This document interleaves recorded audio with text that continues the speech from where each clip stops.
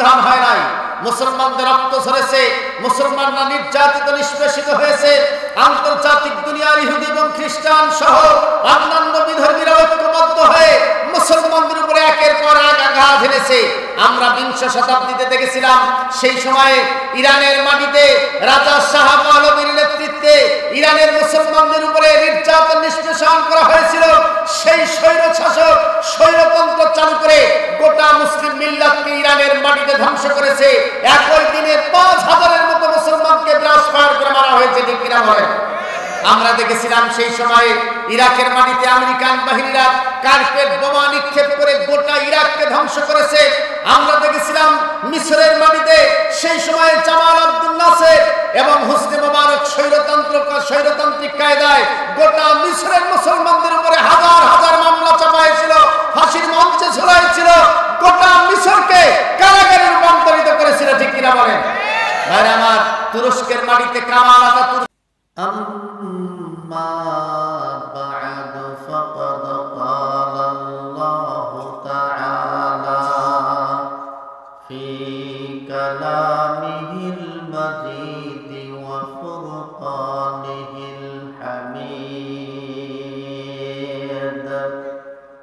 আমার সাথে সবাই পড়েন أعوذ بالله من الشيطان الرجيم بسم الله الرحمن الرحيم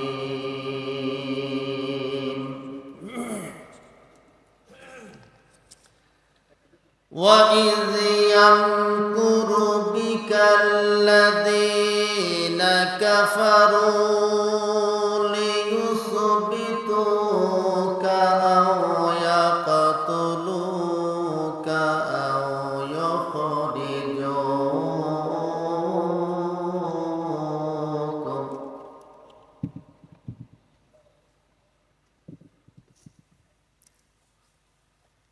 وإذ يمكر بك الذين كفروا ليثبتوك أو يقتلوك أو يخرجوك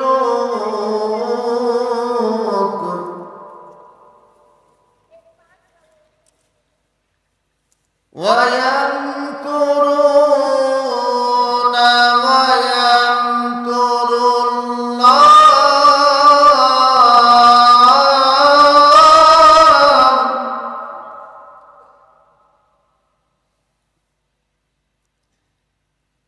والله خير الماكرين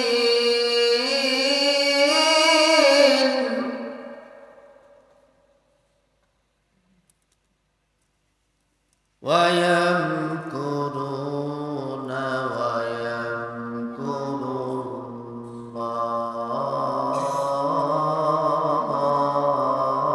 الله والله خير الماكرين صدق الله العظيم وقال تعالى لشأن رسوله إن الله وملائكته يصلون على النبي يا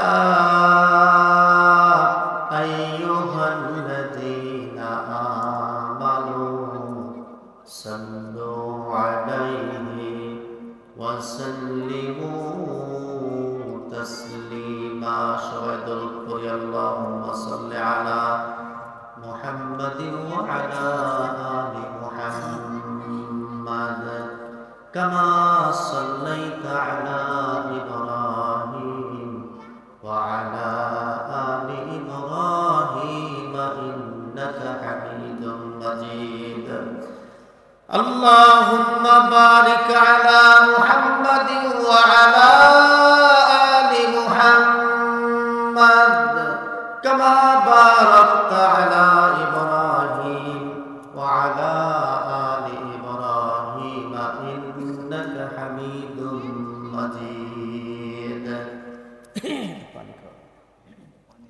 ওরে মুসলিম তুই আজ কেন বসে, চারিদিকে আজ মা বোনদের কান্নার আওয়াজ আসে, আবার বিশ্ব আজি ভরে গেছে দেখো মুসলমানের লাশে। ওরে মুসলিম তুই আজ কেন বসে, ঠিক কিনা বলেন? মুসলিম নাম ধারণ করিয়া ফায়দা চলেছ লুটে, গড়েছ প্রাসাদ লাথি মারিয়া দেশ জনতার পেটে, ঠিক কিনা? মুসলিম নাম ধারণ করিয়া ফায়দা চলেছ লুটে, গড়েছ প্রাসাদ লাথি মারিয়া দেশ জনতার পেটে। আজ নরখাদকের গন্ধ দেখি, আজ নরখাদকের গন্ধ দেখি তোর মুখ হতে আসে। ওরে মুসলিম তুই আজ কেন বসে, চারিদিকে আজ মা বোনদের কান্নার আওয়াজ আসে, আবার বিশ্ব আজি ভরে গেছে দেখো মুসলমানের লাশে। ওরে মুসলিম তুই আজ কেন বসে, মুসলিম নাম ধারণ করিয়া ফায়দা চলেছ লুটে, গড়েছ প্রাসাদ লাথি মারিয়া দেশ জনতার পেটে। আজ নরখাদকের গন্ধ দেখি, আজ নরখাদকের গন্ধ দেখি তোর মুখ হতে আসে। ওরে মুসলিম তুই আজ কেন বসে, চারিদিকে আজ মা বোনদের কান্নার আওয়াজ আসে, আবার বিশ্ব আজি ভরে গেছে দেখো মুসলমানের লাশে। পড়ি লা ইলাহা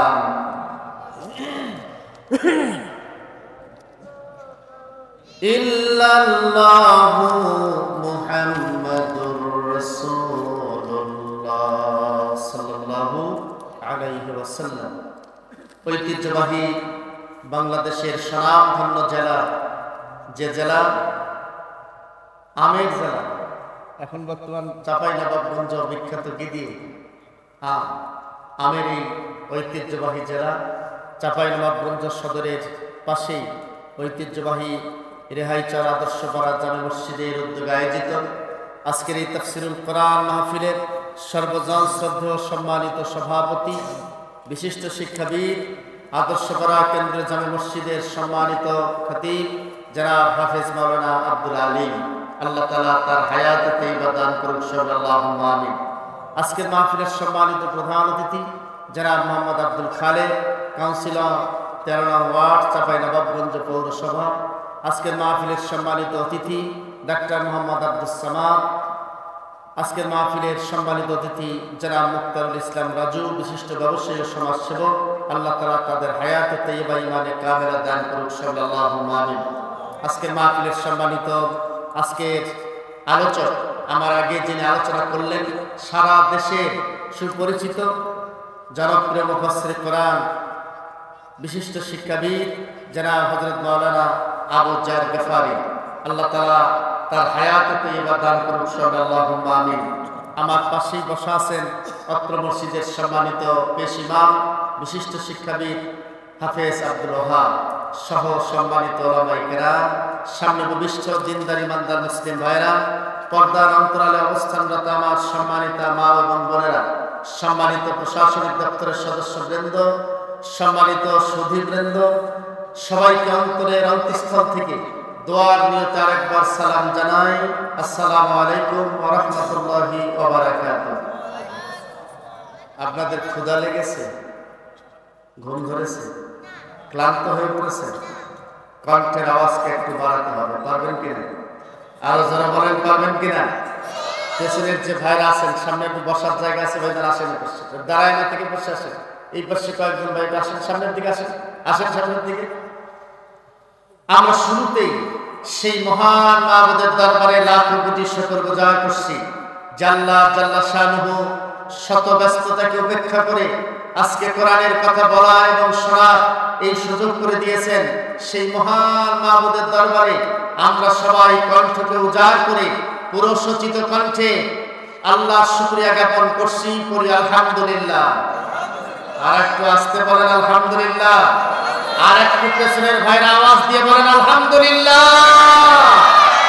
দরুদ ও সালাম রাহমাতাল লিল আলামিন আশরাফুল আম্বিয়া সাইয়্যিদুল মুরসালিন জনাব মুহাম্মদুর রাসূল সাল্লাল্লাহু আলাইহি ওয়াসাল্লামের প্রতি। সম্মানিত ভাইরা, আমরা আজকে কোরআন থেকে আলোচনা শুনব। মা বোনেরা যারা আছেন আপনাদের ব্যাপারেও কথা বলা হবে ইনশাআল্লাহ। তবে নীরবতার সাথে এই আলোচনা শুনতে হবে। কোরআনের কথা শুনতে এসে কোন বোন যদি পারস্পরিক কথা বলেন, বুঝতে হবে যে এই বোনের মুখটা চুপ থাকে না, বাড়িতে শুধু ঝগড়া করে বেড়ান। তা না হলে তাফসীর শুনতে এসে কথা বলবেন কেন? আমি বিশ্বাস করি ইসলামী আন্দোলনের ঘাঁটি, দিনের ঘাঁটি চাপায়ের মা বোনেরা এরকম নয়। তারা ধৈর্যের সাথে শালীনতার সাথে আজকের এই আলোচনা শুনবেন, এই উদাত্ত আহ্বান আপনাদেরকে রাখছি। সম্মানিত ভাইরা, আপনাদের সঙ্গে চুক্তি হওয়া দরকার। আপনারা কিসসা কাহিনী শুনবেন না তাফসীর, কোনটা? পেছনের ভাইরা কি শুনবেন? তাফসীর যদি শোনেন মজা কম, সওয়াব বেশি। বক্তার চেয়ে শ্রোতা 70 গুণ বেশি সওয়াব পাবে, বলেন সুবহানাল্লাহ। আর যদি কিসসা কাহিনী শোনেন তাহলে মজা বেশি, কিন্তু এমনও কিসসা আছে যেগুলি শুনলে গুনাহ হবে। সওয়াব তো হবেই না, কি হবে? গুনাহ হবে। অতএব তাফসীরে মজা কম, জ্ঞান বেশি। আমরা তাফসীর শুনবো ইনশাআল্লাহ। কি রাজি আছেন তো ইনশাআল্লাহ? সম্মানিত ভাইরা, আমরা আজকে যতক্ষণ পর্যন্ত এই আলোচনা শুনব ততক্ষণ পর্যন্ত আল্লাহর রহমতের বৃষ্টি আমাদের উপরে হবে, বলেন সুবহানাল্লাহ। নাকি হবে না? মাযতাবা কওমুন ফি বাইতিন মিন বুয়ুতিল্লাহি ইয়াতলুনা কিতাবাল্লাহি ওয়া ইয়াতাদারাসুনাহু বাইনাহুম ইল্লা নাযালাত আলাইহিমুস সাকিনাতু ওয়া গাশিয়াতুহুমুর রাহমা ওয়া হাফফাতুহুমুল মালায়েকা ওয়া যাকারাহুমুল্লাহু ফি মান ইনদাহু। আল্লাহ নবী জানায় দিলেন, যে জায়গার ভিতরে কোরআনের দর্শ পেশ করা হয়, যে জায়গার ভিতরে কোরআনের আলোচনা পেশ করা হয়, এই জায়গাটা এমন একটি জায়গা যেখানে আল্লাহর পক্ষ থেকে আল্লাহর রহমত এবং সাকিনার বৃষ্টি বর্ষণ হতে থাকে। আল্লাহর ফেরেশতারা চতুর্দিকে সেই বান্দাদেরকে ঘিরে রাখে। আল্লাহ তাআলাও আসমানের ভিতরে ফেরেশতাদের সামনে ওই বান্দাদের জীবনের গুনাহ মাফের ব্যাপারে আলোচনা করতে থাকেন, বলেন সুবহানাল্লাহ। ভাইরা আমার, আম্মা জান হযরত আয়েশা রাদিয়াল্লাহু তাআলা আনহা তিনি বলেন, মদিনার জিন্দেগিতে আল্লাহ নবী পাহাড়ের একটি উপত্যকার ভিতরে কোরআনের আলোচনা করতেছিলেন, সাহাবাদেরকে নিয়ে কোরআনের দাস দিচ্ছিলেন, কোরআনের আলোচনা হচ্ছিল। আমি বাড়ির আঙ্গিনা থেকে দেখলাম সেই জায়গার ভিতরে মেঘমালার সৃষ্টি হয়েছে, মুষলধারায় বৃষ্টি হচ্ছে। আমি চিন্তা করলাম, আহারে আল্লাহ নবী এবং সাহাবারা পানিতে ভিজে ভিজে এই আলোচনা শুনতেছে। আমি দীর্ঘ সময় দাঁড়ায় দাঁড়ায় দেখলাম, একটা পর্যায়ে দেখলাম বৃষ্টি বন্ধ হয়ে গেছে। আল্লাহ নবী আসার সময় হয়ে গেল। আল্লাহ নবী ভিজে ভিজে আসতেছে, এই চিন্তা করে আমি আল্লাহ রাসূলের ইজহার লুঙ্গি এবং শুকনো এক টুকরো কাপড় নিয়ে আঙ্গিনার ভিতরে দাঁড়ায় থাকলাম। আমার নিয়ত হলো আল্লাহ নবী ভিজে আসতেছেন, তার শরীর মোবারকটা মুছায় দেব, লুঙ্গিটা দেব তাকে পাল্টানোর জন্য। এজন্য তিনি শুকনো কাপড় আর রাসূলের ইজহার, রাসূলের লুঙ্গিটা নিয়ে আঙ্গিনার ভিতরে দাঁড়ায় আছেন। হযরত আম্মা জান আয়েশা রাদিয়াল্লাহু তাআলা আনহা বলেন, আল্লাহ নবী বাড়ির ভিতরে ঢুকলেন, আমাকে তার কাপড় এবং শুকনো কাপড়, তার লুঙ্গি এবং শুকনো কাপড় নিয়ে দাঁড়ায় থাকতে দেখে আল্লাহ নবী জিজ্ঞেস করলেন, আয়েশা রে, তুমি এই অসময়ে লুঙ্গি এবং শুকনো কাপড় নিয়ে দাঁড়ায় আছো কেন? আমি বললাম, ইয়া রাসূলুল্লাহ, আমি তো মনে করেছিলাম আপনি ভিজে ভিজে আসতেছেন, আমি বাড়ির আঙ্গিনা থেকে দেখতেছিলাম আপনি যে জায়গায় সাহাবাদেরকে নিয়ে কোরআনের আলোচনা করছেন, মেঘমালার সৃষ্টি হয়েছে, মুষলধারে সেখানে বৃষ্টি হচ্ছে। আমি বাড়ির আঙ্গিনা থেকে দেখলাম, আমার মনে হলো আপনি ভিজে ভিজে আসতেছেন, যার কারণে আপনার লুঙ্গি এবং শুকনো কাপড় নিয়ে আঙ্গিনায় দাঁড়ায় আছি। আল্লাহর নবী এগিয়ে আসলেন আর বললেন, আয়েশা রে, দেখো তো আমার শরীরের ভিতরে পানির কোনো চিহ্ন আছে নাকি, বৃষ্টির কোনো চিহ্ন আছে নাকি? হযরত আয়েশা বলেন, আল্লাহর নবী আমার দিকে এগিয়ে আসলেন, আমি তার শরীরের দিকে তাকায় দেখলাম বৃষ্টির কোনো চিহ্ন নাই, পানির কোনো চিহ্ন নাই, তার পোশাকে তার শরীরের ভিতরে বৃষ্টির কোনো চিহ্ন নাই, ভেজা নাই। আমি তো আশ্চর্য হয়ে গেলাম। বিশ্বাস প্রকাশ করে আল্লাহর নবীকে বললাম, ইয়া রাসূলুল্লাহ, আমি তো দেখলাম সেই জায়গায় মেঘমালার সৃষ্টি হয়েছে, বৃষ্টি হচ্ছে মুষলধারায়, অথচ আপনার শরীরের ভিতরে সামান্যতম কোনো পানির চিহ্ন নাই। আমি তো আশ্চর্য হয়ে গেলাম। আমার মনে হয় আমি ভুল দেখেছিলাম, আমার দৃষ্টিভ্রম হয়েছিল, আমি সঠিক দেখতে পারি নাই। আল্লাহর নবী বললেন, আয়েশা রে, তুমি ভুল দেখো নাই, তোমার দৃষ্টিভ্রম হয় নাই, তুমি সেখানে যা দেখেছো বাস্তব দেখেছো। সেই জায়গার ভিতরে মেঘমালার সৃষ্টি হয়েছিল, মুষলধারায় বৃষ্টি হচ্ছিল। কোরআন আলোচনা হওয়ার কারণে সেই বৃষ্টিগুলি কোনো পানির বৃষ্টি ছিল না, সেগুলি ছিল আল্লাহর রহমতের বৃষ্টি।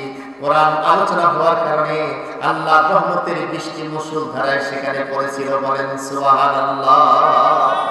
আর একটু আস্তে বলেন সুবহানাল্লাহ। বাড়িতে গিয়ে সুবহানাল্লাহ কইলে হবে? তো তাই অবস্থা আপনাদের যে ভাই, একটু আওয়াজ তো দিতে হবে আপনাদেরকে, নাকি কি কণ্ঠ বসে গেছে আপনাদের? তাহলে আর একটু জোরে সোরে বলেন সুবহানাল্লাহ। আল্লাহ নবীর স্ত্রী কথা বলেছেন, আল্লাহ রাসূলের কথা বলেছেন। আজকে আমরা যতক্ষণ পর্যন্ত কোরআন শুনব, এই কোরআনের তাফসীর শুনব, ততক্ষণ পর্যন্ত এই ময়দানে আল্লাহর আসমান থেকে রহমতের বৃষ্টি আমাদের উপরে পড়বে। যে বৃষ্টি আমরা দেখতে না পারলেও হাদিসের ভাষ্য অনুযায়ী আল্লাহর রহমত এবং সাকিনা আমাদের উপরে বর্ষিত হবে। আল্লাহর রহমত এবং সাকিনার বৃষ্টিতে সিক্ত হয়ে সর্বশেষ দোয়া পর্যন্ত থাকতে কারা কারা রাজি আছেন? দুহাত তুলে আল্লাহকে দেখাবেন। একটু দুহাত তুলে দেখান ভাইজান, একটু হাতটা লম্বা করেন তো, দেখেন শয়তান কাকে এখনো ঘায়েল করেছে। আর একটু জোরে উঠান, লিল্লাহে তাকবীর। আর একটু আস্তে বলেন, লিল্লাহে তাকবীর। আর একটু জোরে সোরে, লিল্লাহে তাকবীর। আল্লাহ তাআলা কবুল করুক সকলে, আমিন। রাস্তায় এখনো দু চারজন ছেলে পেলে ঘোরাঘোরা করছে, টোকাই মার্কা কিছু ছেলে আছে। এদের উদ্দেশ্য হলো মাহফিলে এসে মানুষের মুখ দেখা, মেয়েদের মুখ দেখা, টোকাই মার্কাগিরি কাজ করা, আছে না নাই? আমি সেই সমস্ত আমাদের তরুণ ইয়াং জেনারেশনকে অনুরোধ করব, জীবনের এই মাত্র 1-1.5 ঘন্টা 2 ঘন্টা সময়ের জন্য আর বাইরে নয়, এই রহমতের সামিয়ানার ভিতরে ঢুকতে হবে ইনশাআল্লাহ। সম্মানিত হয়, আপনারা কোরআন শুনে এটা আমল করার নিয়ত আপনাদের আছে? আছে? আছে? এই কয়েকজন ভাই না সবাই বলেন তো, এই কোরআনের কথা যদি আপনার বিপক্ষে চলে যায়, আপনি কোরআনটা মানবেন নাকি আপনার নিজেরটা মানবেন? কোনটা পারবেন? পারবেন? এই কোরআনের কথা যদি আপনার পীর সাহেবের বিরুদ্ধে চলে যায়, পীর সাহেবের কথা মানবেন না কোরআনেরটা মানবেন? কোনটা? এই কোরআনের কথা যদি আপনার আলেমের বিরুদ্ধে চলে যায়, ওই আলেমের কথা মানবেন না কোরআনের কথা মানবেন? কোনটা? এই কোরআনের কথা যদি আপনার নেতার বিরুদ্ধে চলে যায়, নেতার কথা মানবেন না কোরআনের কথা? কোনটা? এই কোরআনের কথা যদি আপনার নেত্রীর বিরুদ্ধে চলে যায়, নেত্রীর কথা মানবেন না কোরআনের কথা মানবেন? কোনটা? এই কোরআনের কথা যদি আপনার দলের বিরুদ্ধে চলে যায়, আপনার দলের কথা মানবেন না কোরআনের কথা মানবেন? কোনটা? ভাইরা আমার, জীবনের প্রত্যেকটি পর্বে পর্বে, জীবনের প্রত্যেকটি মুহূর্তে আমাদের এই কোরআন মানা দরকার। অতএব এই পৃথিবীর কার বিরুদ্ধে গেল আর কার পক্ষে গেল এইটা নয়, কোরআন যেটা বলবে সেটাই আমরা মানবো ইনশাআল্লাহ। রাজি আছেন? কি রাজি আছেন? দেখা যাক কতটুকু রাজি থাকেন আপনারা। তাফসীর আমরা করবো ইনশাআল্লাহ। তাফসীর মানে হলো, এখানে তো আলেম ওলামা অনেক আছেন ভাইজান। তাফসীর শব্দের অর্থ হলো ব্যাখ্যা করা, বিশ্লেষণ করা। এটার সাধারণ অর্থ হলো কোনো ঢাকনা জিনিসকে খুলে ফেলা, উন্মুক্ত করা। এক কথায় তাফসীর শব্দের একটা অন্যতম অর্থ হলো উলঙ্গ করা। কি করা? উলঙ্গ, ন্যাংটা করা। এর মানেটা হলো বর্তমান সমাজের এই প্রেক্ষাপট কোরআনের আলোকে উন্মুক্ত করে জাতির কি করণীয় এইটা বলার নাম হলো তাফসীর। এটা বলার নাম কি? তাফসীর। বর্তমান প্রেক্ষাপটের অবস্থান যদি তাফসীরে না থাকে ওটা তাফসীরে না, ওটা তাফসীর হবে না। এজন্য সূরা আল আনফাল, এই সূরা আনফালের 30 নম্বর আয়াত, এই আয়াতটাই তেলাওয়াত করেছি। কয় নম্বর আয়াত? 30 নম্বর। এই আয়াতের আলোকে সংক্ষিপ্ত আলোচনা পেশ করা হবে ইনশাআল্লাহ। আলোচনার মূল প্রতিপাদ্য বিষয় হলো যে এই পৃথিবীতে একবিংশ শতাব্দী ইসলামের বিজয়ের শতাব্দী, আগামী দিন ইসলামের বিজয়ের শতাব্দী। কিয়ামতের আগে আরেকবার গোটা পৃথিবীতে আল্লাহর দ্বীন প্রতিষ্ঠিত হবে।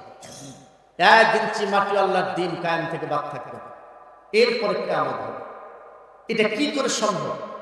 পৃথিবীর সমস্ত পরাশক্তিগুলি একটা সময়, আমেরিকা, রাশিয়া, চীন, ফ্রান্স, জার্মান, জাপান, ভারত সহ সমস্ত পরাশক্তিগুলি এক সময় মুসলমানদের কাছে পরাজিত হবে, গোটা পৃথিবীতে মুসলমানদের বিজয় লাভ করবে। এটা আগামী একবিংশ শতাব্দীতে আমরা সেটা দেখতে পাচ্ছি। এ কথা আমার না, এ কথা কার?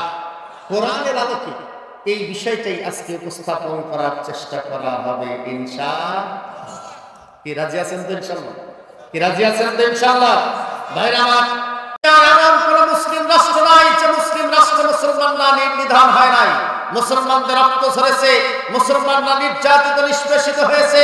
আন্তর্জাতিক দুনিয়ার ইহুদি এবং খ্রিস্টান সহ অন্যান্য বিধর্মীরা ঐক্যবদ্ধ হয়ে মুসলমানদের উপরে একের পর এক আঘাত হেনেছে। আমরা 20 শতাব্দীতে দেখেছিলাম, সেই সময়ে ইরানের মাটিতে রাজা শাহ পাহলভীর নেতৃত্বে ইরানের মুসলমানদের উপরে নির্যাতন নিষ্পেষণ করা হয়েছিল। সেই স্বৈরশাসক স্বৈরতন্ত্র চালু করে গোটা মুসলিম মিল্লাতকে ইরানের মাটিতে ধ্বংস করেছে। একই দিনে 5000-এর মতো মুসলমানকে ব্রাশ ফায়ার করে মারা হয়েছে। ঠিক কিনা বলেন? আমরা দেখেছিলাম সেই সময়ে ইরাকের মাটিতে আমেরিকান বাহিনীরা কার্পেট বোমা নিক্ষেপ করে গোটা ইরাককে ধ্বংস করেছে। আমরা দেখেছিলাম মিশরের মাটিতে সেই সময়ে জামাল আব্দুল নাসের এবং হোসনি মোবারক স্বৈরতান্ত্রিক কায়দায় গোটা মিশরের মুসলমানদের উপরে হাজার হাজার মামলা চাপাইছিল, ফাঁসির মঞ্চে ঝুলাইছিল, গোটা মিশরকে কারাগারে রূপান্তরিত করেছিল। ঠিক কিনা বলেন? ভাইরা আমার, তুরস্কের মাটিতে কামাল আতাতুর্ক 58 বছর পর্যন্ত মুসলমানদের উপরে নির্যাতন নিষ্পেষণ করেছে, স্বৈরতন্ত্র কায়েম করেছিল। ভাইরা আমার, তুরস্কের মাটিতে এরদোগানের নেতৃত্বে পরবর্তীতে মুসলমানরা বিজয় লাভ করেছে। আজকে আফগানের মাটিতে আমেরিকান বাহিনী 20 বছর যাবত নির্যাতন নিষ্পেষণ করেছে, ফিলিস্তিনকে দখলই করে ফেলেছে ইহুদিরা। বসনিয়ার মাটিতে মুসলমানরা নির্যাতিত হয়েছে, চেচনিয়ার মাটিতে নির্যাতিত হয়েছে। আমরা এই ইতিহাস এতদিন যাবত পত্র পত্রিকায় পড়েছিলাম, আর আমরা টিভির পর্দায় দেখেছিলাম, আর শুধুমাত্র চোখের পানি ফেলে তাদের জন্য দোয়া করেছি। ঠিক কিনা বলেন? ভাইরা আমার, এই নির্যাতিত নিষ্পেষিত মুসলমানরা আজকে আর আমার মনে হয় যে দেখা নয়, আজকে আর পত্র পত্রিকায় পড়া নয়, আজকে আর মিডিয়াতে দেখা নয়, বাস্তব আমাদের মাতৃভূমি বাংলাদেশে আজকে তা আমরা উপলব্ধি করতে পারছি। ঠিক কিনা বলেন? আরো যারা বলেন ঠিক কিনা? ভাই আমার, যে সমস্ত স্বৈরতান্ত্রিক রাষ্ট্রে মুসলমানরা ঐক্যবদ্ধ হয়েছে, সেই মজলুম মুসলমানদেরকে আল্লাহ তাআলা বিজয় দিয়েছে। ইরানের মাটিতে মজলুম মুসলমানরা ঐক্যবদ্ধ হওয়ার কারণে আজকে ইরানে আল্লাহর দ্বীন কায়েম হয়েছে। তুরস্কের মাটিতে মজলুম মুসলমানরা ঐক্যবদ্ধ হওয়ার কারণে স্বৈরতন্ত্রের পতন ঘটে সেই তুরস্কে এরদোগানের নেতৃত্বে আল্লাহর দ্বীন কায়েম হয়েছে। বসনিয়ার মাটিতে আল্লাহর দ্বীন কায়েম হয়েছে। চেচনিয়ার মুসলমানরা ঐক্যবদ্ধ হওয়ার কারণে চেচনিয়ার মাটিতে আল্লাহর দ্বীন কায়েম হয়েছে। আফগানে 20 বছর নির্যাতন করার পরেও সেই মুসলিম আফগানিরা ঐক্যবদ্ধ হওয়ার কারণে আমেরিকান বাহিনী আফগান থেকে পালাতে বাধ্য হয়েছে। ঠিক কিনা বলেন? আন্তর্জাতিক দুনিয়ার এই ইতিহাস যদি আপনি চিন্তা করেন, মুসলমানরা স্বৈরতন্ত্রের বিরুদ্ধে যদি ঐক্যবদ্ধ হয়, সেখানে আল্লাহ তাআলা মুসলমানদেরকে বিজয় দেন। আজকে আন্তর্জাতিক দুনিয়ার সেই মুসলমানদের সাথে কাঁধে কাঁধ মিলিয়ে আমাদেরকে আল্লাহর দ্বীনের জন্য, স্বৈরতন্ত্রের পতনের জন্য আমাদেরকে ঐক্যবদ্ধ হতে হবে। কারা কারা রাজি আছেন দুহাত তুলে আল্লাহকে দেখাবেন।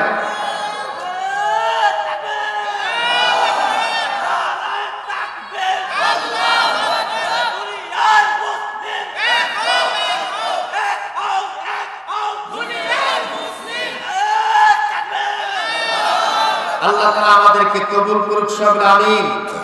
আমাদের যুবকের কণ্ঠের আওয়াজ থেকে আরেকটু বাড়াতে হবে। যুবকরা রাজি আছেন তো? কি রাজি আছেন? এই বাংলাদেশের ইতিহাস, এক সময় বাংলাদেশ শাসন করেছিল রাজা রাম লক্ষণ সেন। খুব বেশি দিন আগের কথা না। এই রাজা রাম লক্ষণ সেন মুসলমানদেরকে নির্যাতন করেছিল, শিক্ষা ব্যবস্থা ধ্বংস করেছিল, মুসলমানদেরকে ভালো চাকরি নিতে দেয় নাই, গরু জব পর্যন্ত মুসলমানদেরকে করতে দেয় নাই।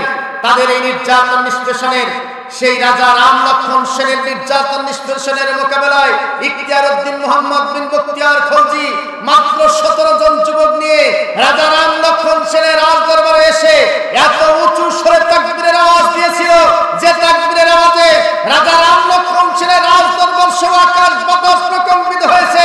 17 জন মুসলিম যুবকের তাকবীরের আওয়াজে রাজা রাম লক্ষণ সেন খাওয়া ছেড়ে বাড়ির পেছন দরজা দিয়ে পালায় গেছে। ঠিক কিনা বলেন? বিনা বাধায় বিনা রক্তপাতে সেদিন বাংলাদেশে ইসলাম প্রতিষ্ঠিত হয়েছিল। আজকে আমরাও 17 জন যুবক নয়, শত শত যুবক এখানে রয়েছেন। সেই যুবকের সেই কণ্ঠের আওয়াজ ইখতিয়ারউদ্দিন মুহাম্মদ বিন বখতিয়ার খলজির 17 জন যুবকের আওয়াজের মতো করে তাকবীরের কণ্ঠের আওয়াজ আমাদেরকে আজকে বের করতে হবে। ঠিক কিনা বলেন? কি যুবকেরা রাজি আছেন? আরো যারা বলেন রাজি আছেন? লিল্লাহে তাকবীর। হয়েছে না? আর একটু জোরে লিখবেন। হ্যাঁ, এটা যুবক থেকে পদত্যাগ হওয়া দরকার নাকি? গান লিল্লাহে তাকবীর। আল্লাহ তাআলা কবুল করুক সবাই, আমিন। আর একটু জোরে বলেন আমিন। সম্মানিত ভাইরা, আসুন আমরা আজকে সূরা আল আনফাল, কোন সূরা? সূরা আল আনফালের 30 নম্বর আয়াত। আল্লাহ তাআলা বললেন, وَإِذْ يَمْكُرُ بِكَ الَّذِينَ كَفَرُوا لِيُثْبِتُوكَ أَوْ يَقْتُلُوكَ أَوْ يَخْرِجُوكَ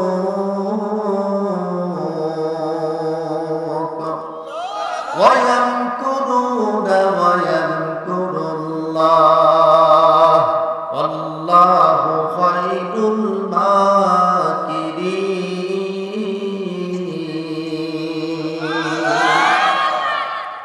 পানি খান, সবাই যা চলে গেল, কি ঘটনা ভাইরা?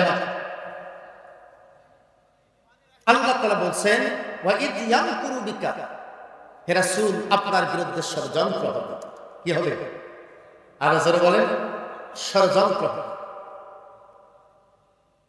এই ষড়যন্ত্রের কথাটা বলতে গিয়ে ইয়ামকুরু শব্দ ব্যবহার করেছেন, একটা মোজারের সিগা, যেখানে দুইটি কাল আছে, একটা বর্তমান কাল আর একটা ভবিষ্যৎ। আল্লাহ রাসূলকে বলা হচ্ছে যে বর্তমানে আপনার বিরুদ্ধে ষড়যন্ত্র হবে, আর ভবিষ্যতেও এই কাজ যারা করবে, গ্লাস নাই, এই কাজ যারা করবে তাদেরকে আল্লাহ তাআলা বলছেন যে তাদেরকেও একই রকম ষড়যন্ত্রে পড়তে হবে। এই ষড়যন্ত্রের 3টি ষড়যন্ত্রের কথা বলা আছে। কয়টা? আরো যারা বলেন কয়টা? একটা হলো লিয়ুসবিতুকা, তাদেরকে বন্দী করে রাখতে চাচা, বন্দী করে রাখা হবে, জেলখানার ভিতরে পুরে রাখা হবে, জেলখানার ষড়যন্ত্র চলবে। আও ইয়াকতুলুকা, অথবা তাদেরকে হত্যা করার ষড়যন্ত্র করা হবে। 3 নম্বর হচ্ছে আও ইখরিজুকা, তাদের নাগরিকত্ব বাতিল করে দেশ থেকে তাড়ানোর ষড়যন্ত্র করা হবে, যেটা আজকে মিয়ানমারের মুসলমানরা করেছে, করেনি? এই কয়টা ষড়যন্ত্র? আরো জোরে বলেন কয়টা? আর একটু জোরে বলেন কয়টা? 3টা ষড়যন্ত্র এখনো আছে না? আরো জোরে বলেন আছে না?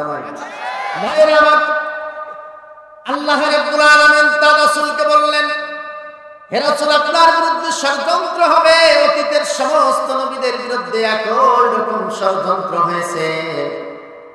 এই পৃথিবীতে আল্লাহ তাআলা পৃথিবীর মানুষের জন্য 2টি জিনিস দিয়েছেন, একটা কিতাব আর একটা হলো নবী। নবী এবং কিতাব, এই 2টি জিনিস আল্লাহ তাআলা দিয়েছেন। ভাইরা আমার, যে নবী আল্লাহ তাআলা দিলেন, 2 ধরনের নবী পৃথিবীতে এসেছে। এক শ্রেণীর নবীকে আল্লাহ তাআলা সরাসরি সরকারি দলের নবী করে পাঠিয়ে দিয়েছেন, আর এক শ্রেণীর নবীকে আল্লাহ তাআলা বিরোধী দলের নবী করে পাঠিয়ে দিয়েছেন। বলেন সুবহানাল্লাহ। ভাইরা আমার, সরকারি দলের নবী যেমন হযরত সুলাইমান আলাইহিস সালামকে আল্লাহ তাআলা সরকারি দলের নবী করে পাঠিয়ে দিলেন। একদিক থেকে হযরত সুলাইমান সুলাইমান ছিলেন সুলাইমান বাদশা, আবার অপর দিক থেকে তিনি ছিলেন সুলাইমান নবী। তার মানে সুলাইমান নবী, তিনি ছিলেন নবী আবার বাদশা। আল্লাহর পক্ষ থেকে নবুয়ত এবং সরকারি ক্ষমতা একই সাথে হযরত সুলাইমান আলাইহিস সালাতু ওয়াস সালামকে আল্লাহ দিয়েছেন। বলেন সুবহানাল্লাহ। ইয়াসআলুনাকা যিল করনাইন, যুলকারনাইন বাদশা, যার আলোচনা সূরা কাহফের ভিতরে আল্লাহ তাআলা করেছেন। ভাইরা আমার, এই জুড়ে এই যুলকারনাইন বাদশাকে আল্লাহ তাআলা গোটা পৃথিবীর বাদশাহী দিয়েছেন। ভাইরা আমার, হযরত সুলাইমানকে আল্লাহ তাআলা রাজত্ব দিয়েছেন, নবুয়ত দিয়েছেন, সরকারি দলের নবী তিনি। আল্লাহ থেকে যে পাওয়ার দিয়েছেন, কিয়ামত পর্যন্ত কোন নবীকে এত পাওয়ার আল্লাহ তাআলা দেবেন না। হযরত সুলাইমানকে আল্লাহ তাআলা প্রথম পাওয়ার দিয়েছেন, তিনি মানুষের বাদশা।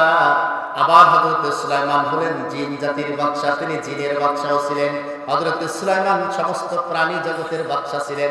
আকাশের উড়ন্ত পাখির ভাষা বুঝতেন তিনি, সমস্ত এমনকি ছোট্ট ছোট্ট পিপিলিকা পর্যন্ত তার ভাষা হযরত সুলাইমান বুঝতেন।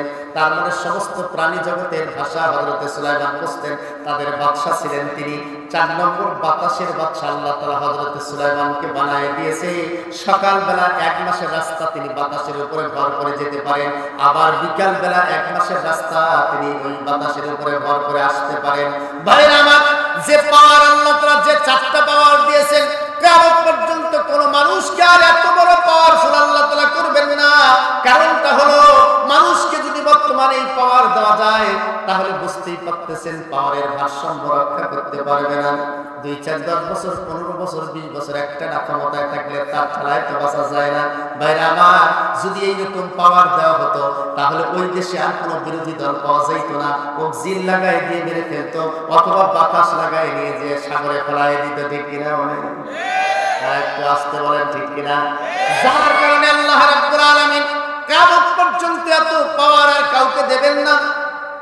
ভাইরা আমার, এই পৃথিবীতে বিরোধী দলের নবী করে আল্লাহ তাআলা 5 জন নবীকে পাঠিয়ে দিয়েছেন।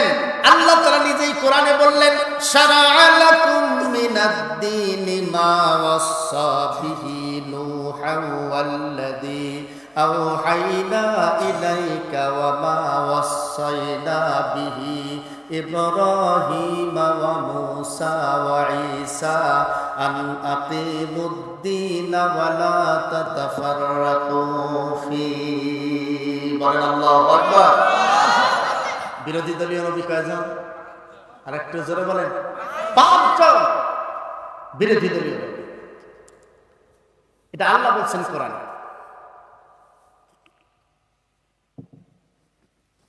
ভাইরা আমার, খারাপ লাগতেছে? বিরোধী দলীয় নবী 5 জন। শারা'a লাকুম মিনাদ-দীনি মা ওয়াসসা বিহি নূহা। 1 নম্বর হচ্ছে হযরত নূহ আলাইহিস সালাম। হযরত নূহকে আল্লাহ তাআলা এই পৃথিবীতে বিরোধী দলের নবী করে পাঠিয়ে দিয়েছে। তিনি ছিলেন বিরোধী দলীয় নবী। সেই সময় মুশরিকরা ছিল সরকারি দল। ওয়াল্লাযী আওহাইনা ইলাইকা, হে রাসূল আপনি নিজেই বিরোধী দলীয় নবী। সেই সময় সরকারি দলের দায়িত্ব পালন করেছে লোকটার নাম হলো আবু জেহেল। কি নাম? আরো যারা বলেন। 3 নম্বর হলো ওয়া মা ওয়াসাইনা বিহি ইব্রাহিম। 3 নম্বর বিরোধী দলীয় নবী হচ্ছে হযরত ইব্রাহিম। সেই সময় সরকারি দলের দায়িত্ব পালন করেছে লোকটার নাম হলো নমরুদ। কি নাম? আরো যারা বলেন। 4 নম্বর হলো মূসা। মূসা নবী এই পৃথিবীর বিরোধী দলীয় নবী, সরকারি দলের দায়িত্ব পালন করেছিল। সেই লোকটার নাম কি? ফেরাউন। 5 নম্বরে হলো হযরত ঈসা আলাইহিস সালাতু ওয়াস সালাম, আলাইহিমুস সালাতু ওয়াস সালাম। হযরত ঈসা সরকারি দলের নবী ছিলেন না, বিরোধী দলের নবী ছিলেন। সেই সময় সরকারি দলের দায়িত্ব পালন করতেছিল ইহুদিরা। ভাইরা আমার, তাহলে সরকারি দলের নবী আছে, আমার বিরোধী দলীয় নবী। এই পৃথিবীতে ভালো করে একটা জিনিস মনে রাখবেন, হযরত আদম থেকে শুরু করে কিয়ামত পর্যন্ত 5 জন লোককে আল্লাহ তাআলা গোটা পৃথিবী শাসন করার জন্য ক্ষমতা দেবেন। 5 জন ব্যক্তি, তার 4 জন চলে গেছে, এখনো 1 জন বাকি আছে। যিনি এখনো বাকি আছেন তিনি হবেন মুসলমান। আর একটু আসতে বলেন সুবহানাল্লাহ। এখনো 5 জন মানুষকে আল্লাহ তাআলা আদম থেকে শুরু করে কিয়ামত পর্যন্ত গোটা দুনিয়া শাসন করার এই পাওয়ার দেবেন। তার 4 জন চলে গেছে। যে 4 জন চলে গেছে তার 2 জন মুসলমান। এ বাবা এই কি হলো? বসো বসো বসো, কই যাও? বসো, নড়াচড়া করা যাবে না। এইখানে একজন মুরব্বী বসা যাবে, তা না হলে হবে না। ভাই আমার 4 জনের একজন হলো হযরতে সুলাইমান, 2 নম্বর বাদশা জুলকারনাইন, 3 নম্বর হচ্ছে নমরুদ। এই নমরুদ, যে নমরুদ 1650 বছর একটানা রাষ্ট্রীয় ক্ষমতায় ছিলেন। কয়শ বছর? আর বয়স আল্লাহ দিচ্ছে 1700 বছর। 50 বছর বয়সে রাষ্ট্রীয় ক্ষমতায় গেছেন একটানা 1650 বছর। 4 নম্বর হলো বাদশা বখতে নসর। সূরা কাহফে যার আলোচনা আছে, বাদশা বখতে নসর। 5 নম্বর একজন ব্যক্তি যিনি আবার পৃথিবীতে আসবেন, পৃথিবীর 1 ইঞ্চি মাটিও তার শাসন থেকে বাদ থাকবে না। তিনি আল্লাহর দ্বীন কায়েম করবেন, তারপরে কিয়ামত হবে। ভাইরা আমার, তিনি হচ্ছেন হযরত ঈসা আলাইহিস সালাতু ওয়াস সালাম। কিয়ামত কেন হবে ভাইজান? কিয়ামত এজন্য হবে, এই বাল্বটা তৈরি হয়েছে, যদি এই বাল্বটা না জ্বলে রাখবে না ফেলাই দেবে। হ্যাঁ, ফেলাই দেবে। মনে করেন যে এই কলম, এটা যদি না লেখে রাখবে না ফেলাই দেবে, ফেলাই দেবে। এই পৃথিবীটাই আল্লাহ তাআলা তৈরি করেছেন মানুষের ইন্নী জাইলুন ফিল আরদি খলিফা, খেলাফতের জন্য পৃথিবী তৈরি হয়েছে। যেই দিন আল্লাহর খেলাফত কায়েমের জন্য একজন ব্যক্তিও পৃথিবীতে থাকবে না, সেই দিন এই পৃথিবী আর আল্লাহ রাখবে না, আস্তে করে ফেলাই দেবে। এইটার নাম হবে কিয়ামত। এটার নাম কি? কিয়ামত। কিয়ামত এমনি হবে, এই জন্য খেলাফতের কারণে কিয়ামত। ভাইরা আমার, আর এই সর্বশেষ যেটা হবে সেটা হচ্ছে খেলাফত মিনহাজুন নবুয়া, খেলাফত আলা মিনহাজুন নবুয়া। খেলাফতের আমলে আবার গোটা পৃথিবী একবার খেলাফত কায়েম হবে। কি কায়েম হবে?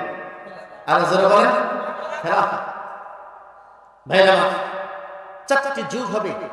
একটি যুগ হলো খেলাফতের যুগ, যেটা সাহাবায়ে কেরামদের ছিল। দ্বিতীয় যুগ হলো ইমারতের যুগ, আমিরে মুয়াবিয়া থেকে যে যুগটা শুরু হয়েছে। তৃতীয় যে যুগটা হবে সেটা হচ্ছে মুলুকিয়াত, রাজতন্ত্র চালু হবে গোটা পৃথিবীতে। এক সময় রাজতন্ত্রের গোটা প্রভাব ছিল, রাজা রানীর প্রভাব ছিল কিনা? আরো যারা বলেন ছিল কিনা? 4 নম্বরে যেটা, সেটা হলো সিয়াসিয়াত, স্বৈরতন্ত্র। বর্তমান গোটা পৃথিবীতে স্বৈরতন্ত্রের জয় জয়কার, জোর করে রাষ্ট্রীয় ক্ষমতায় যাওয়ার এই স্বৈরতন্ত্রের জয় জয়কার গোটা পৃথিবীতে বর্তমান চলছে। ঠিক কিনা বলেন? আরো যারা বলেন ঠিক কিনা? এই স্বৈরতন্ত্রের জয় জয়কার অবস্থা চলছে। এই স্বৈরতন্ত্রের এক সময় পতন ঘটে যাবে, আবার খেলাফত আলা মিনহাজুন নবুয়া, এটা আবার গোটা পৃথিবীতে চালু হবে, যেটা 21 শতাব্দীতে আমরা দেখতে পাচ্ছি ইনশাআল্লাহ। ভাইরা আমার, ভালো করে বুঝে নেন ভাইজান, এই যে বিরোধী দলীয় 5 জন নবীর কথা আল্লাহ তাআলা বললেন, এই 5 জন নবীর কথা আলোচনা করা সম্ভব হবে না।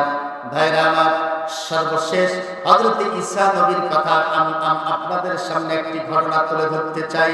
হযরত ঈসা আলাইহিস সালাম বর্তমানে আছেন 4র্থ আসমানে। কোন আসমানে? আরো জোরে বলেন, 4র্থ আসমানে। সেই আসমান থেকে আবার হযরত ঈসাকে পৃথিবীতে আনা হবে।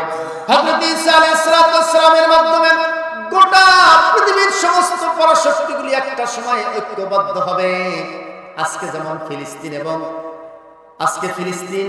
আজকে হামাস আর ইহুদিবাদের যে যুদ্ধ, ইসরায়েলের যে যুদ্ধ, এই যুদ্ধে দেখা গেছে গোটা দুনিয়ার মানুষেরা ভাগাভাগি হয়ে গেছে। একটা সময়ে তৃতীয় আর একটি মহা বিশ্বযুদ্ধের আবিষ্কার হবে, যে সময়ে সমস্ত ইহুদি খ্রিস্টান এবং সমস্ত মুসলমানরা একদিকে হবে আর মুসলমানরা একদিকে হবে।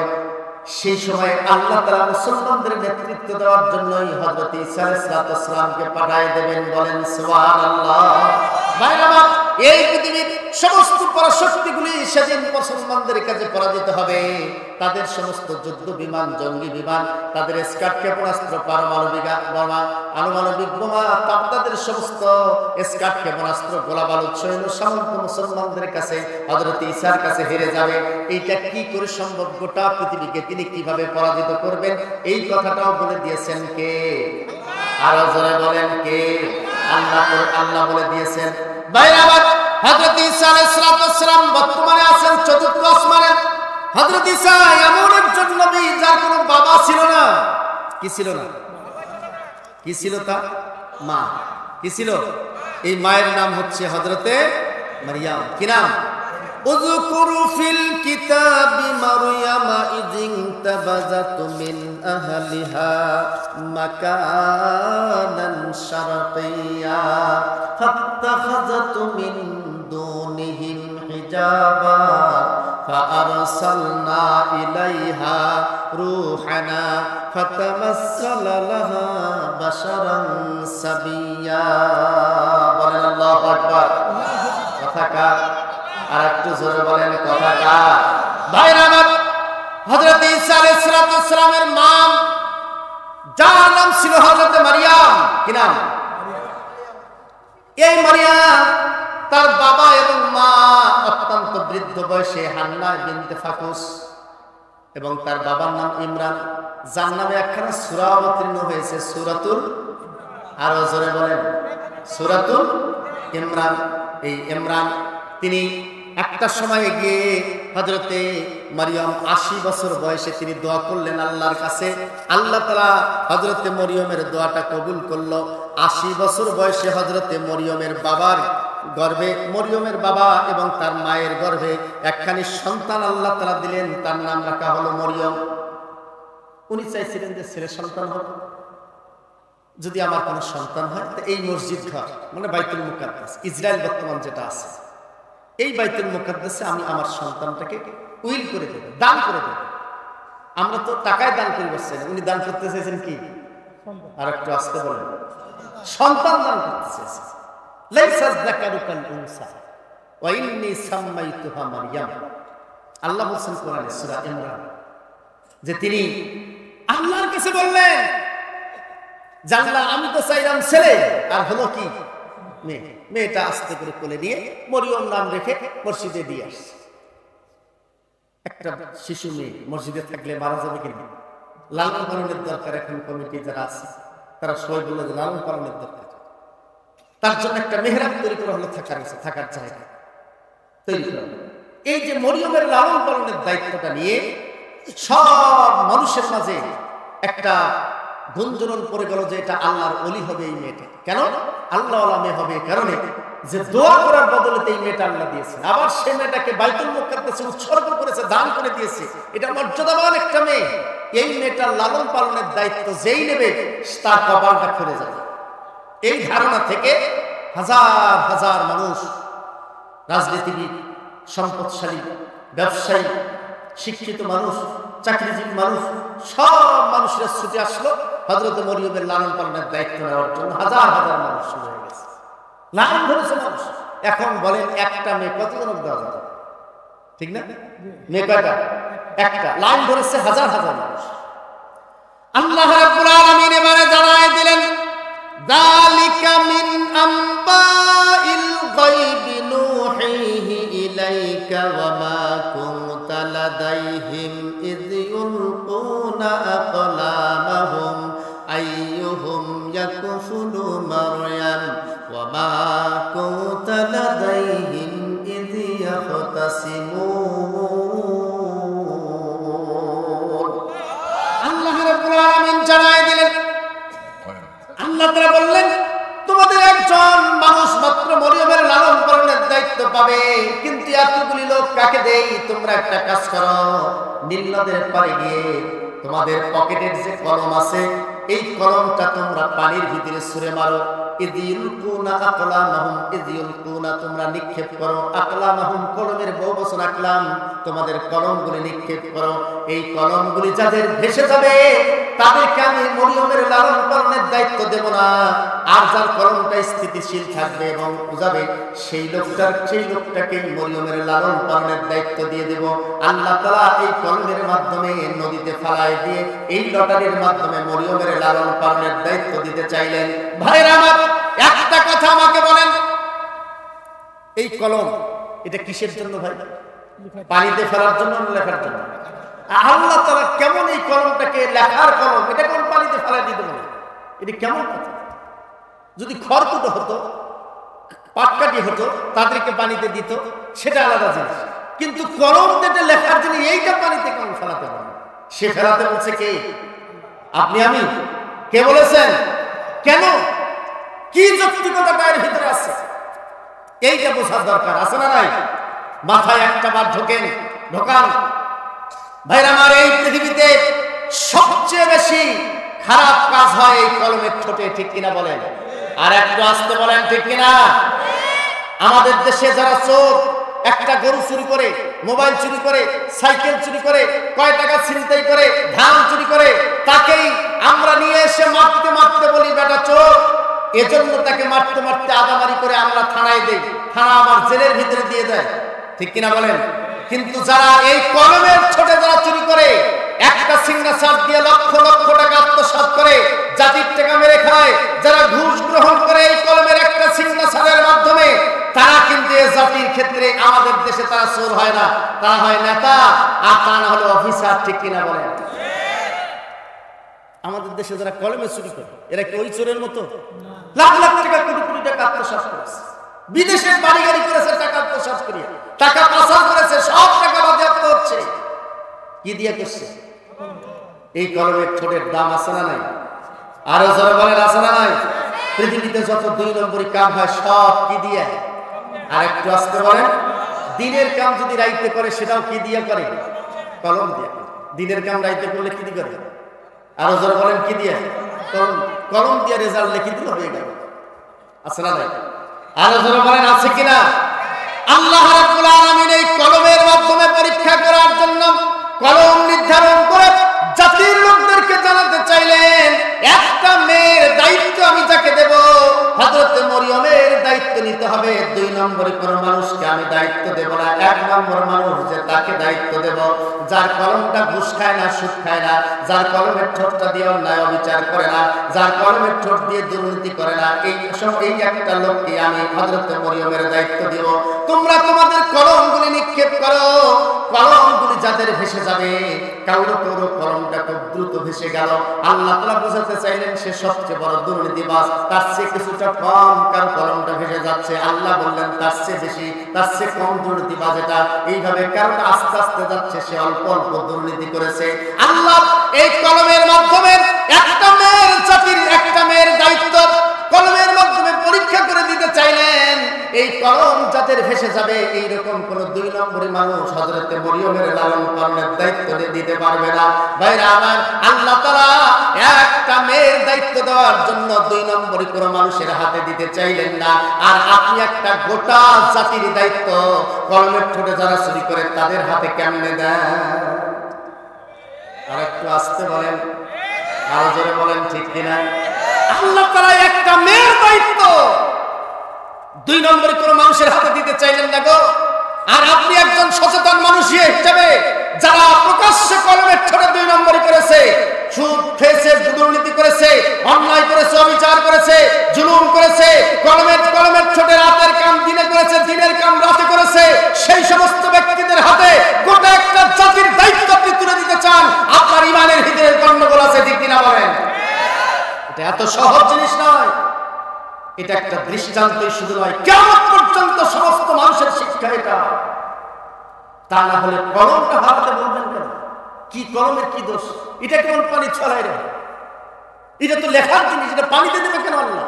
ওই কারণেই দিয়েছে। অতএব আজকে অন্ততপক্ষে অর্ডিনেন্সের যত শ্রোতা আছেন, আপনাদেরকে আজকে এই সিদ্ধান্ত নিতে হবে, এই জাতির কলমের ঠোঁটে যারা 2 নম্বরই করে, আমরা কখনোই তাদের পক্ষে থাকবো না, ঠিক কিনা বলেন? কি রাজি আছেন মুসলমান? কি রাজি আছেন মুসলমান? ভাইরা, সব লোকের কলম ভেসে গেল, একটা লোকের কলম আটকে গেছে। আল্লাহ তাআলা কোরআনে বলছেন, মুলবির কথা না, কথা কার? আল্লাহ রাব্বুল আলামিন জানায় দিলেন একজন লোকের কলমটা আটকে গেল, আর সমস্ত মানুষের কলম এভাবে ভেসে গেল। যে লোকটার কলম আটকে গেল সেই লোকটার নাম হলো হযরতে জাকারিয়া। কি নাম? আরো জোরে বলেন, কি নাম? আল্লাহ রাব্বুল আলামিন জানায় দিলেন, কুল্লামা দাখালা ফাতাকাব্বালাহা রাব্বুহা বিকাবুলিন হাসানিন ওয়া আনবাতাহা নাবাতান হাসানা ওয়া কাফফালাহা জাকারিয়া, বলেন আল্লাহু আকবার। ওয়া কাফালাহা জাকারিয়া, আল্লাহ বললেন যে হযরত জাকারিয়া আলাইহিস সালামকে এবার তার লালন পালনের দায়িত্ব দেওয়া হলো, বলেন সুবহানাল্লাহ। হযরত জাকারিয়া হযরত মরিয়মের দেখাশোনা করতেছিলেন, তার কলমটা স্থিতিশীল ছিল, ভেসে যায় না, কারণ তার জীবনে কোনো দুই নম্বরই কাজ করে। হযরত জাকারিয়া একজন নবীর নাম, কি নাম? নবীর নাম। মায়েরা আমার, বোনেরা আমার, আপনারা যদি একটা পরিবারের সব হন, আপনারা যদি আল্লাহ ভক্ত হয়ে যান, আপনাদের পরিবারে কোনোদিন অভাব হবে না। এই গ্যারান্টি মুলবিন না, এই গ্যারান্টি কার? আরো জোরে বলেন কার? আল্লাহ রাব্বুল আলামিন কোরআনে কথা জানায় দিলেন, ইয়া মারিয়াম কুনুতি লিরাব্বিকি ওয়াসজুদি ওয়ারকাই মা'আর রাকিঈন।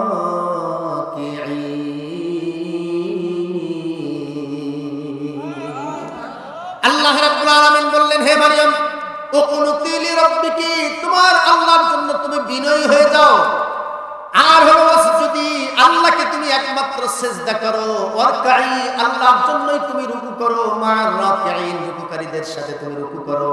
তার মানে তুমি নামাজি হয়ে যাও, আল্লাহর জন্য বিনয় হয়ে যাও। হযরত মরিয়ম এই চরিত্রে গড়ে উঠলেন। মায়েরা আমার, হঠাৎ করে দেখলেন যে হযরত জাকারিয়া একদিন কোথাও চলে গেছেন, কয়েকদিন আসে নাই। এরপরে এসে দেখলেন হযরত মরিয়মের ঘরে ঢুকলেন। হযরত মরিয়মের ঘরে ঢোকার পরে আল্লাহ তাআলা নিজেই জানায় দিলেন, কুল্লামা দাখালা ওয়াজাদা ইনদাহা রিজকা ক্বালা ইয়া মারইয়াম আন্না লাকি হাযা ক্বালাত হুয়া মিন ইনদিল্লাহ।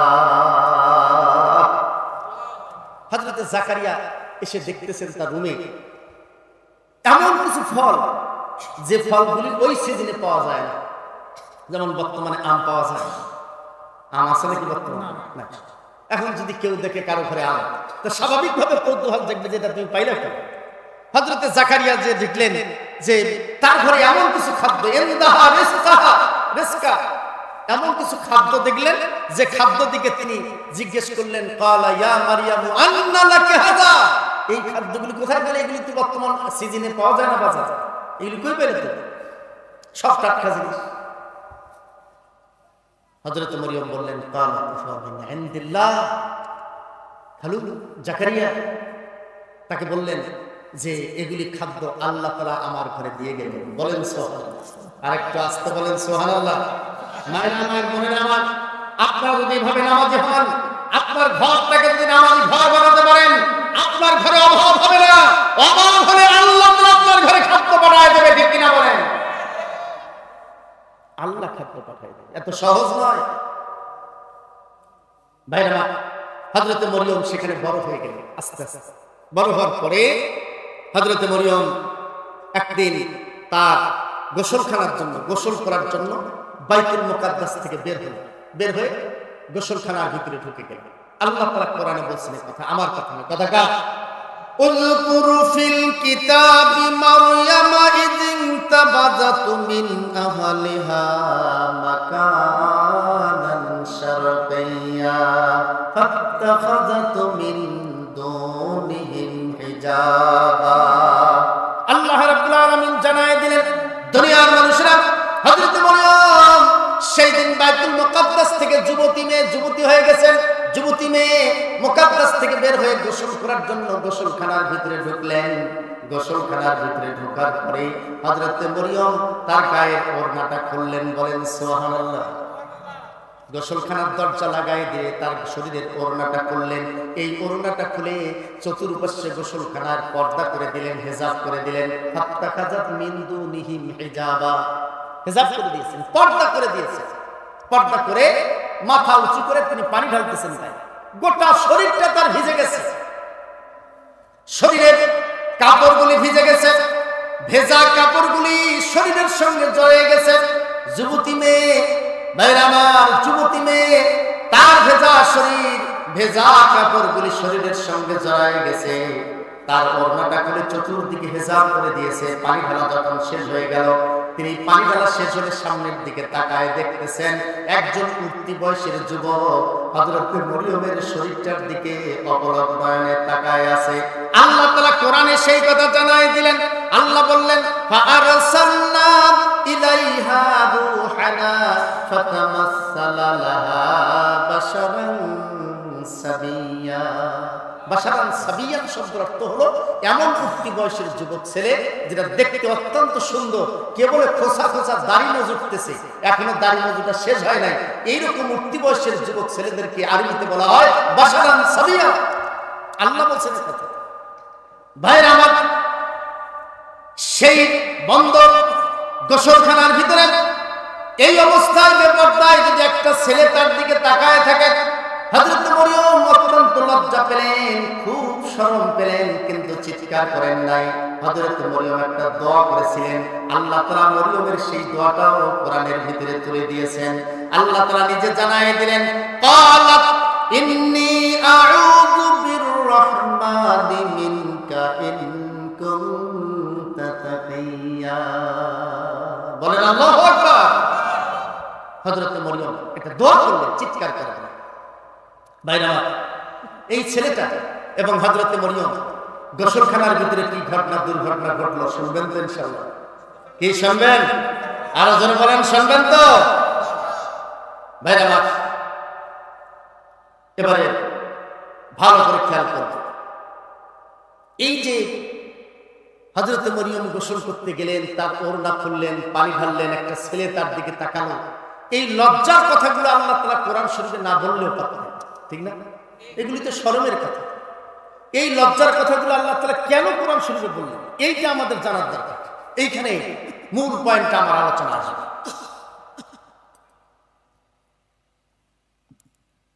ভাইরা আমার,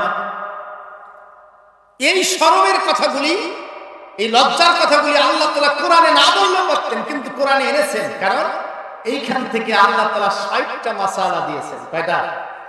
৬০। কয়টা? ৬০টা মাসালা দিয়েছেন। বলেন সুবহানাল্লাহ। এই যে ভাই উঠাউনি কেন ভাই? এই যে ভাই, এই ভাই কই যান? পেশাব করবে? কাম শেষ। যদি যুবক মানুষ ২-১ ঘন্টা পেশাব ধরে থেকে না পারে, এটা যুবক হয় কান দেখি খুব তাড়াতাড়ি এসে আল্লাহ তাআলা ভাইদের উপর রহমত করুক। আমিন। এই কিছু সময়ের জন্য থাকা যাবে না?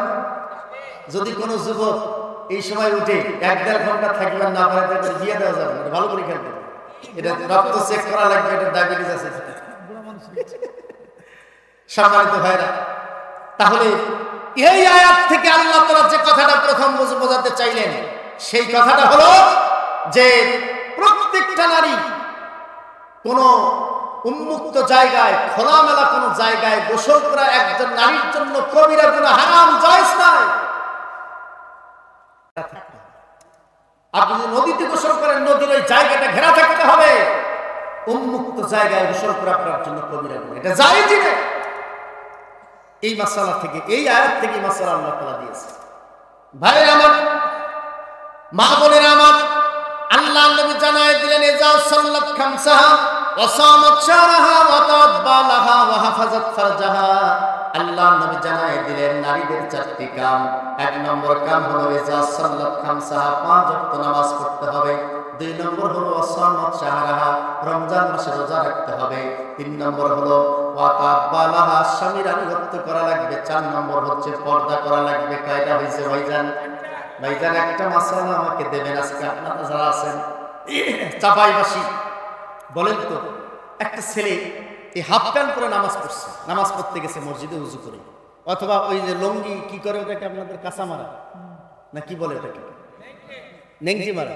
আচ্ছা, এই নেংটি মারা, আবার দেখবেন যে ভোলা এলাকায় বলে ধরি মারা। এই নেংটি মেরে, মজবুত করে নেংটি মেরে উজু করে মসজিদে গেছে নামাজ পড়ার জন্য। নামাজ পড়তে দেবেন না বাইর করে দেবেন? আর একটা ছেলে বলেন কেন ভাইজান? তার খরচ তরফ হয়েছে। কি তরফ হয়েছে? খরচ যদি তরফ হয়ে যায়, একজন পুরুষের যেমন নামাজ হয় না, মায়ের আমার, বোনের আমার আছে তো কোন দিকে মহিলা প্যান্ডেল, এদিক মা বোনেরা যারা আছেন ভালো করে শুনে নেন, একটা পুরুষের ফরজ তরফ হলে যেভাবে নামাজ হয় না, একজন নারীর ফরজ তরফ হলেও সেভাবে নামাজ হয় না। পুরুষ পুরুষের ফরজ হলো নাভি থেকে হাঁটু পর্যন্ত ঢেকে রাখা ফরজ। নেংটি পরার কারণে, হাফ প্যান্ট পরার কারণে যদি এটা ফরজ তরফ হয়, নামাজ যেমন হবে না।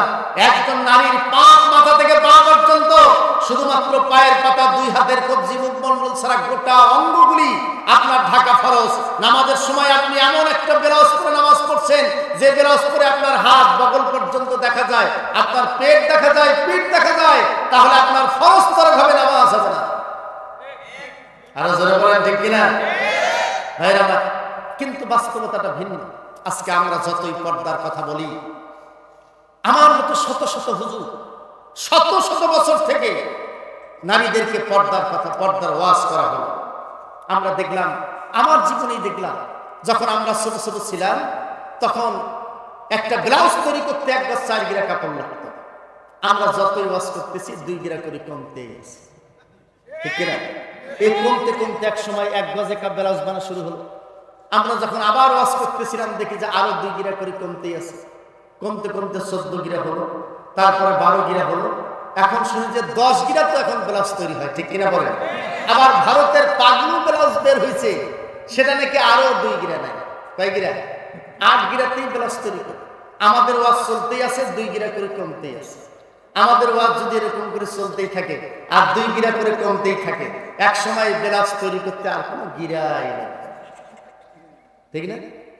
তাহলে আমাদের ওয়াজ কামে আসতেছে না, ঠিক না?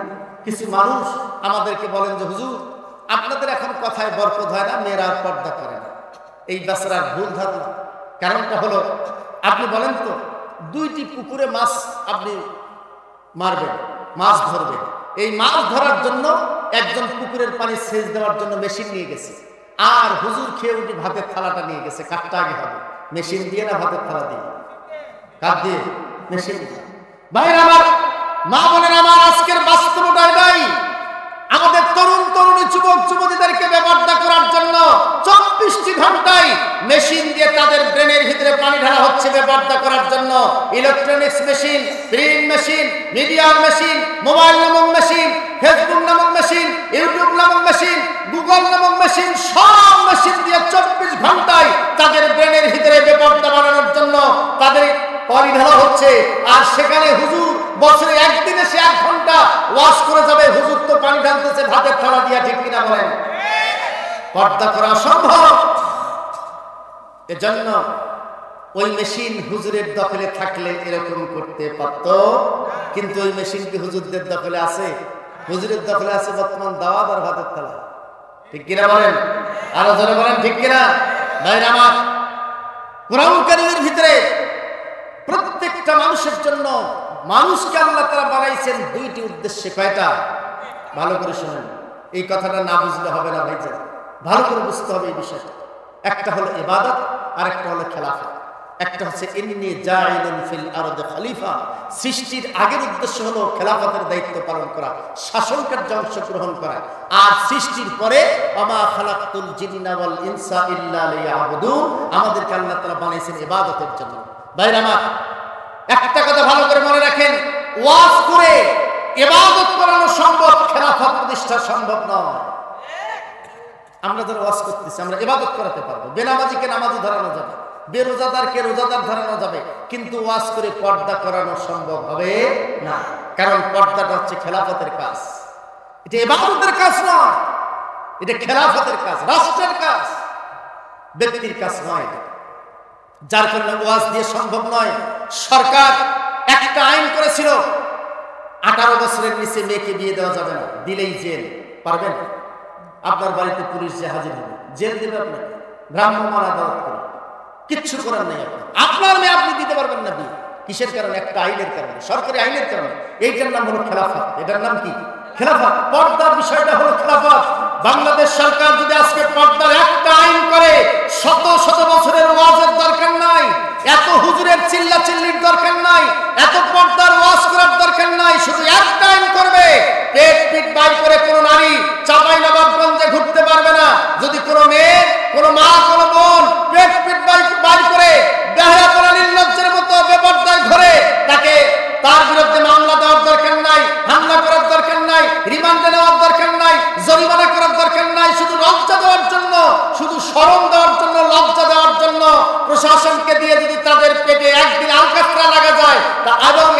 মিডিয়ার সামনে তুলে ধরা যায়, তারপরের দিন গোটা দেশে আর একজন পর্দা নারীও খুঁজে পাওয়া যাবে না, ঠিক কিনা বলেন? এটা খেলাফতের ব্যাপার, রাষ্ট্রের আইনের ব্যাপারে। এটা ওয়াজ করে সম্ভব হবে? শরীয়তে 500 আইন আছে। কয়শো? খেলাফতের আইন কয়টা? 500 আইন। খেলাফতের এই 500 আয়াত এটা ওয়াজ করে বাস্তবায়ন সম্ভব হবে? মায়ের আমার, বোনের আমার, আপনারা যারা আছেন আজকে আপনাদেরকে এই কাজগুলি করতে হবে, পর্দায় থাকতে হবে। আপনার নামাজ পড়তে গেলেও গোটা শরীর ঢাকার মতো কাপড় আপনাদেরকে পড়তে হবে। বাইরে আমার হযরত মরিয়ম এবং ওই ছেলেটার কি অবস্থাটা হলো আল্লাহ তাআলা কোরআনে জানায় দিলেন। মরিয়ম এত লজ্জা পেল, তার লজ্জায় তার শরীরটা যেন ফ্যাকাশে হয়ে গেছে। ছেলেটা এবারে বললেন, ক্বালা ইন্নামা আনা রাসূলু রাব্বিকি লিআহাবা লাকি গুলামান সাকিয়া। কথা কার? আরেকটু জোরে বলেন, কথা কার? আল্লাহ রাব্বুল আলামিন জানায় দিলেন। ছেলেটা এবারে বলল, মরিয়ম তুমি ভয় পেও না, লজ্জা পেও না, আমি কোনো মানুষ নই, আমি হলাম আল্লাহর পক্ষ থেকে প্রেরিত হযরত জিবরিল। লে আহাবা লাকি গোলামান জাকিয়া। হযরত মরিয়ম বললেন যে এই ছেলের বেশভূষা ধারণ করে আপনি কেন আসলেন? হযরত জিবরিল বললেন, লে আহাবা লাকি গোলামান জাকিয়া, আল্লাহ তোমার গর্ভে একখানা নেক সন্তান দিতে চান, এই জন্য আমি এসেছি। বলেন সুবহানাল্লাহ। হযরত মরিয়ম আল্লাহ তাআলা বললেন, ক্বালাত আন্না ইয়াকুনু লি গুলামুন ওয়া লাম ইয়ামসাসনি বাশারুন ওয়া লাম আকু বাগিয়া। হযরত মরিয়ম বললেন, ক্বালাত আন্না ইয়াকুনু লি গুলামুন। আশ্চর্য হলো, বিস্ময় প্রকাশ করে হযরত মরিয়ম বললেন, আমার কেমন সন্তান হবে? আমার তো এখনো বিয়ে হয় নাই। কি হয় না? হযরত জিবরিলকে বললেন যে আমার বিয়ে হয়নি, আমার সন্তান হয় কেমন? আশ্চর্য কথা, আমার বিয়ে হয়নি, আমার সন্তান কেমনে হবে? 2 নম্বর কথা বললেন, ওয়ালাম ইয়ামসাসনি বাশারুন। আলেম ওলামারা আছেন, লা ইয়ামসাসনি বাশারুন বললেও তো হতো, নফি জেহেদের সিগা ব্যবহার করেছে। লাম ইয়ামসাসনি মানেটা হলো, হযরত মরিয়ম বললেন, আমার যৌবন আসার পর থেকে এখন পর্যন্ত কোন যুবক ছেলে, কোন পুরুষ মানুষ আমার শরীরে স্পর্শ করে নাই। এইটার নাম পর্দা। এটার নাম কি? পর্দা। ওয়ালাম আকু বাগিয়া, আর আমি চরিত্রহীনা ছিলাম না। নফি জেহেদ ব্যবহার করার পেছনে কারণ হলো যে সেই সময় মানে জেনাবে বিচার হতো না, এরকম না, সমাজে অন্যায় অবিচার জেনাবে বিচার ছিল, ব্যাপারটা ছিল। সেই ব্যাপারটার মাঝেও হযরত মরিয়ম বলছেন, লাম ইয়ামসাসনি, আমার এই শরীরে আজ পর্যন্ত কোন পুরুষ স্পর্শ করে নাই, আমার সন্তান হবে কেমনে?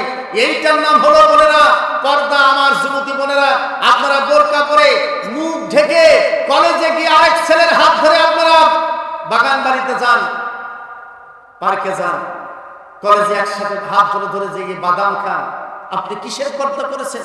আপনি তো পর্দা করেছেন, মুখ ঢেকেছেন এই কারণে যে আপনি কার মেয়ে, আপনার এই অকাম কুকামে যেন কেউ চিনতে না পারে। ঠিক কিনা বলেন? আরো জোরে বলেন, ঠিক কিনা?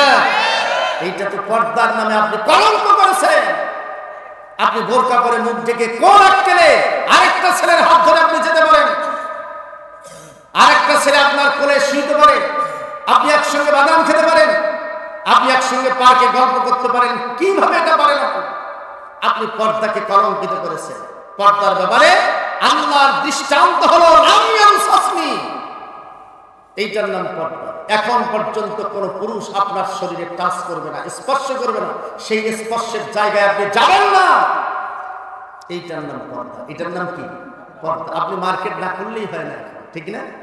মার্কেটে দেখবেন যে যত ভিড়, ঈদের মার্কেটে চাঁপাইনবাবগঞ্জে ওই ছেলেও ডিগ্রি পাস, মেয়েও ডিগ্রি পাস, দুইজনে গেছে মার্কেট করার জন্য। কি হয় কিনা?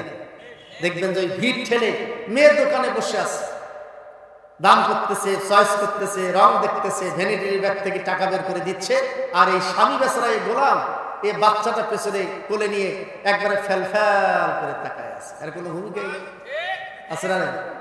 আছে না? আপনি তো এইটা আচরণ করতেছেন। আছে ভাইরা আমার, হযরত মরিয়ম আল্লাহ রাব্বুল আলামিন জানাই দিলেন কোরআনের ভিতরে, হযরত ঈসা ঈসা আলাইহিস সালামের রূহ তার ভিতরে ফু দিয়া হযরত জিবরিল ঢুকায় দিলেন। মরিয়ম গর্ভবতী হয়ে গেল। 9 মাস পর্যন্ত তার গর্ভটা চলল। 9 মাস পরে যখন গর্ভ তার স্পর্শ হয়েছে, মানুষ যখন বুঝতে পেরেছে যে মরিয়ম গর্ভবতী হয়েছে, বলেন তো মানুষ আর তাকে বাইতুল মুকাদ্দাসে রাখবে না, বের করে দেবে? সবাই বের করে দিয়েছে যে তোমার মতো চরিত্রহীন আর কেউ নাই।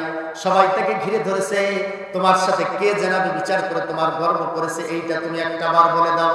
হযরত মরিয়ম এমন একটা বেকায়দায় পড়ে গেছে, কার নাম তারা বলবে, কার নাম বলবে? এইটা তো তিনি কার নাম বলবেন, কারণ কেউ তো এটা করে নাই, এটা আবার বোঝানো যাচ্ছে না। একটা পর্যায়ে ইহুদিরা আল্লাহ নবী হযরত জাকারিয়ার ঘরে অপবাদ দিয়েছিল, বলেন নাউজুবিল্লাহ। এখনো সেই ইহুদিদের উত্তরসূরিরা আছে না নাই? এরা আলেম ওলামাদের উপরে জেনাবে বিচারের অপবাদ দেয়, আছে না নাই? ভাইরা আমার, ভালো করে শুনে নেন।